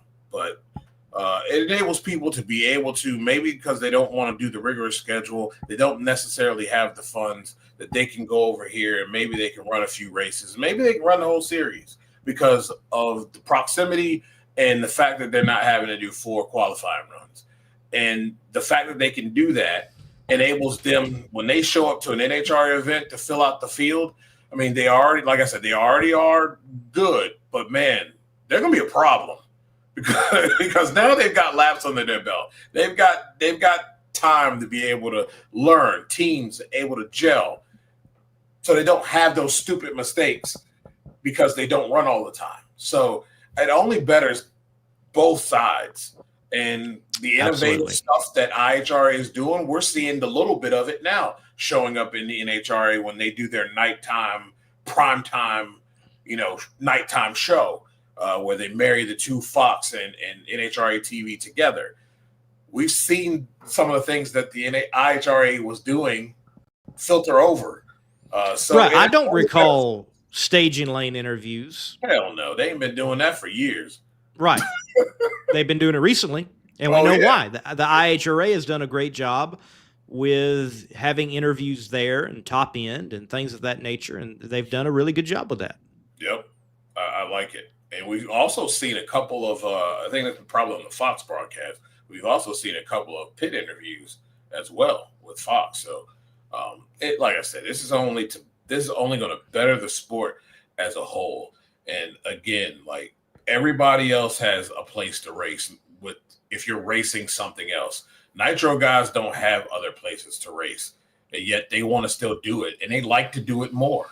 And I think this is a good spot so that Nitro guys can have somewhere to race and compete for something, because they don't really have the bills to compete with the top 8 cars in NHRA.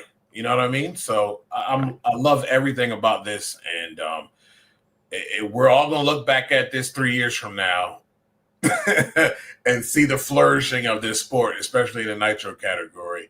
And those who don't understand now will understand. Right. So I guess it was Jason saying the eyesight. I mean, I don't know. I didn't hear it. I have no clue. I haven't heard it, but I'm going to assume that it's Jason. I'm just going to assume. So I'm gonna be soft on it though, because I don't want to accuse Mr. Galvin of anything that he did not say. I think they are told not to mention anything about it. That's what I think. I imagine, because you have Sean Reed. He's like, we were testing. Yeah. And I know they were testing, and we get that. He was trying to figure out, can I be back in the car? Right. And I get it. He was testing, but they don't discredit that win. Exactly. That was a win. That was an Ironman. He's proud of that dang Ironman too. Yeah. You saw it on the show. And got it done against some very good competition. Jasmine Salinas was in that field. Doug Foley, number 1 qualifier in that field. You've got Larry Dixon in the field, who he was able to win over in the final. That was so. I would be very proud of that win. Yeah. And I almost feel like someone's like, okay, hey, if you happen to mention last week, say testing. And look, the NHRA is the pinnacle of the sport. It is. But when you can't mention a pro race or can't mention what happened in the IHRA, it's just petty. It is, man. It's so petty. So petty. And I don't know why it has to be just the IHRA. I have heard announcers mention, like, Funny Car Chaos with Chuck Lofton when he was running the Legends. They'll say other series like PDRA, and like, why? What, like Bobby said, it was a great way. Why carry on this battle from 2 guys who are dead? Yeah, it's stupid. It's stupid. Oh, I was talking about TJ Zizzo too. Like, maybe he will run a few more races over there in the IHRA. Simple schedule, 2 qualifying runs, less money. I know they don't have the plethora of money and parts to do what they do, but man, the payout ain't that bad over there. And if they ran a few races, it would help their program. You know what I mean? I just wonder. I understand they have a business to run and all of that, but I just wonder if he would run a few more races and run a few races over there in the IHRA. I think you will in the future. Now, TJ Zizzo, they traditionally run Worldwide Technology Raceway, and they are on the entry list this weekend. Yeah. But I think 2026 is going to look different. You're going to see some different cars come in and out. You're obviously going to have the cars that are going to run for an IHRA title, and you're going to have the cars that will come in and out. And that is no different than it was in the 1980s. Yep, really isn't. It's not. If we could kind of get back to how it was in the early, mid 1980s, I think that would be ideal. Because you used to have these like championship battles playing out simultaneously. Yeah. And it was cool. And I haven't took the time really to put those stories together. I need to do it on my YouTube channel. But like for example, you've got a great championship battle happening with Mark Oswald and Kenny Bernstein, and they both win championships that year, but one wins it in IHRA, the other one wins it in NHRA, but they're battling each other the whole time. It's you've got those storylines playing out. Could be, in my opinion, from telling drag racing stories and giving drag racing news, the prospect of a fully operational, thriving IHRA and a fully operational, thriving NHRA and the cross dynamics of it is tantalizing. It is. It really is. I think, like Bobby said, it really gives context to drag racing history when you put those two together, because there's you have a lot of cross. Yeah, there's a lot of cross.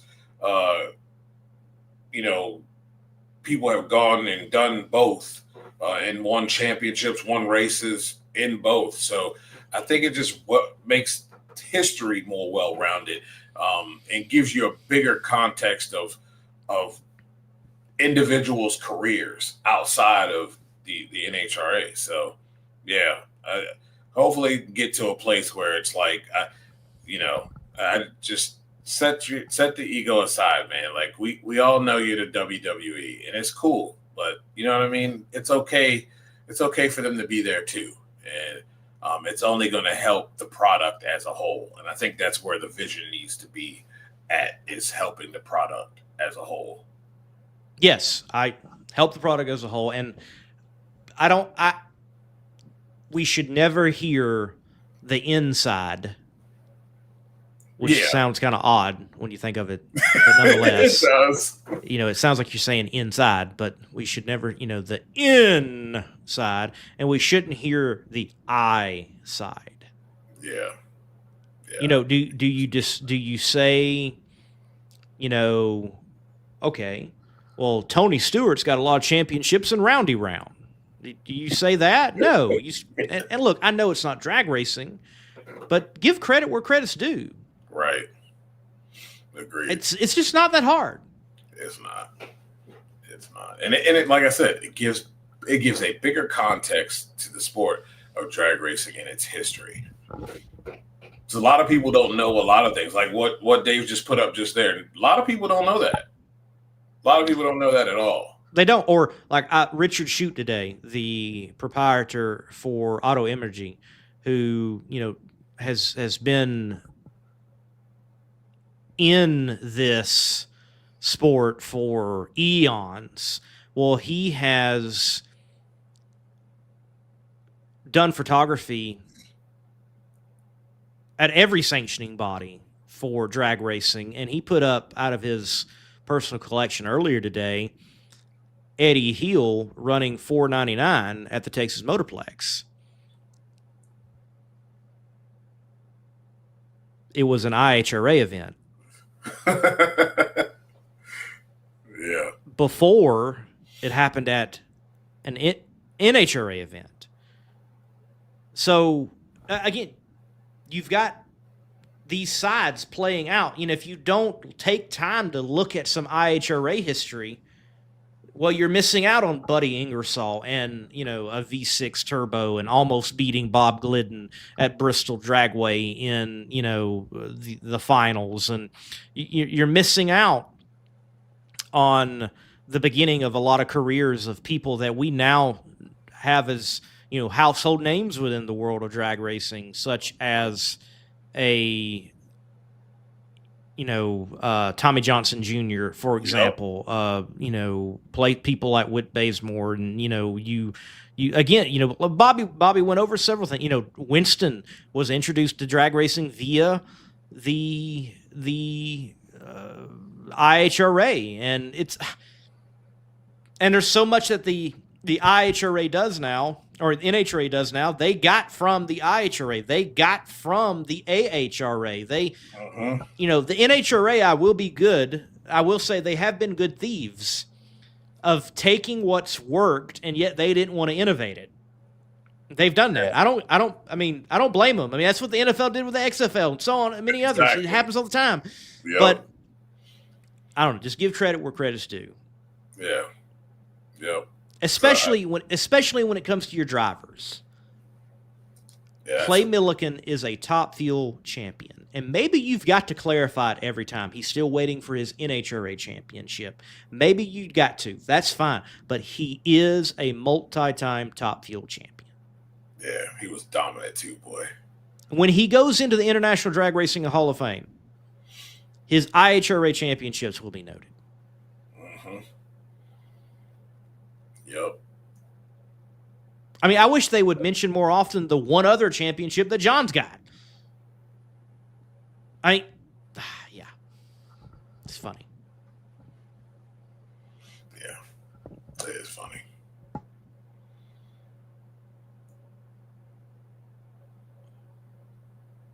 Exactly. Correct, Dave.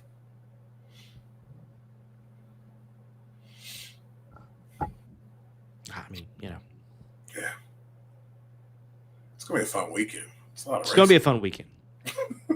It's going to be a fun weekend. And let me look back. Let me make sure.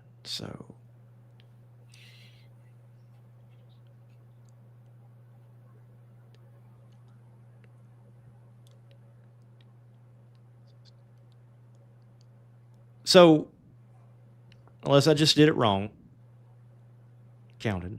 I can count wrong. I've done that a lot. There are 16 top fuel dragsters entered for Worldwide Technology. Yes, 16 top fuelers, 16 funny cars, 21 pro stockers, and 15 pro stock motorcycles. As of right now, maybe we'll get a rental bike or something to show up. And you'll have 16. Look right there. You got full fields in both sanctioning bodies. Both sanctioning bodies. Yeah. It's not an impossibility. Well, they have bump spots. They don't necessarily have bump spots. It's still a full field, though. Right. But again, smart play by the IHRA. So, you know what? We're going to do 8-car fields. This is what makes sense for our sanctioning body. Yeah. And also, there's people that could be at the IHRA event that are at the NHRA event. Like Will Smith is entered for NHRA. Well, he could be very well entered at IHRA. Cam Foray is entered in the NHRA event. He very well could be over at the IHRA. You've already got some players that have gone back and forth. But here we are. We're about to have IHRA, NHRA, and I don't even want to put it this way, but head-to-head. And I don't want to put that in sense of competition, but they're on the same weekend and geographically a day's drive. Right. Might be a long drive, but it's a day's drive. And you've got full fields for both nitro categories. Yeah, that's good stuff. But that says how many cars are out there and how many people they don't have the budget to run in the NHRA. And like Scott Palmer says, he doesn't want to do that schedule. Right. You know what I mean? So it's great. It's great to see that this weekend. A lot of nitro, a lot of drag racing for everybody. I'll have a lot of screens going. I don't know if I'm going to have to pull some stuff out here. Maybe I'll have to have both screens on the computer, TV, got football, drag racing, a lot of it. It's going to be great, man. It's going to be great. At least we don't have to worry about trying to do NHRA and IHRA on Sunday, because hopefully they won't have to carry over to Sunday, and we'll get this thing done Saturday. Yeah, I do hope that. To date, the IHRA has not been able to complete a race on Saturday, and there's been good reason for that. Mm-hmm. But I think they definitely can learn from the last event there at Durana Raceway, and I think apply now to what's going to take place at what was formerly Dragway 42 and is now Durana Dragway, West Salem, Ohio. So, but again, they're in a good place, and they get what's going on, okay? And they're willing to make adjustments. Yeah. And they're willing to make changes, and they're figuring it out, like what makes sense. And that's a good thing. Yeah. They'll be ready. They'll be ready next year once they, have their championship season and schedule come out, for next year. They'll be ready. This is a good test for them to figure out things and to get everything kind of the ducks in a row before they actually go into series championship mode. Absolutely. I think that is the case. And I mean, look, we're in 2025. The IHRA has been revived after so many years of professional categories for IHRA being just not just dormant, just gone. Yeah. And you have seen the IHRA come back online with a lot of vitality. And it's not done yet. Like I really think Galat is going to be their best crowd. And I think it's going to be their best show. I think by the time they get down to Galat, they turn out for the PDRA, and they hardly ever get to see nitro cars. I think Galat's going to be the best crowd for the IHRA of all the events that they've had, even outperforming Milan. And they are going to end the year on an extremely high note with some good competition there in North Carolina before their best crowd. And you're going to know that the IHRA is alive and well. Yeah, I'm really happy for them and everybody involved. That's going to be good. That's going to be a great way to close out everything and look forward to 2026. So, yeah, it's going to be fun, man. It's going to be a lot of fun. And it's going to be really, really cool next year to have two series going at the same time and watching these guys that,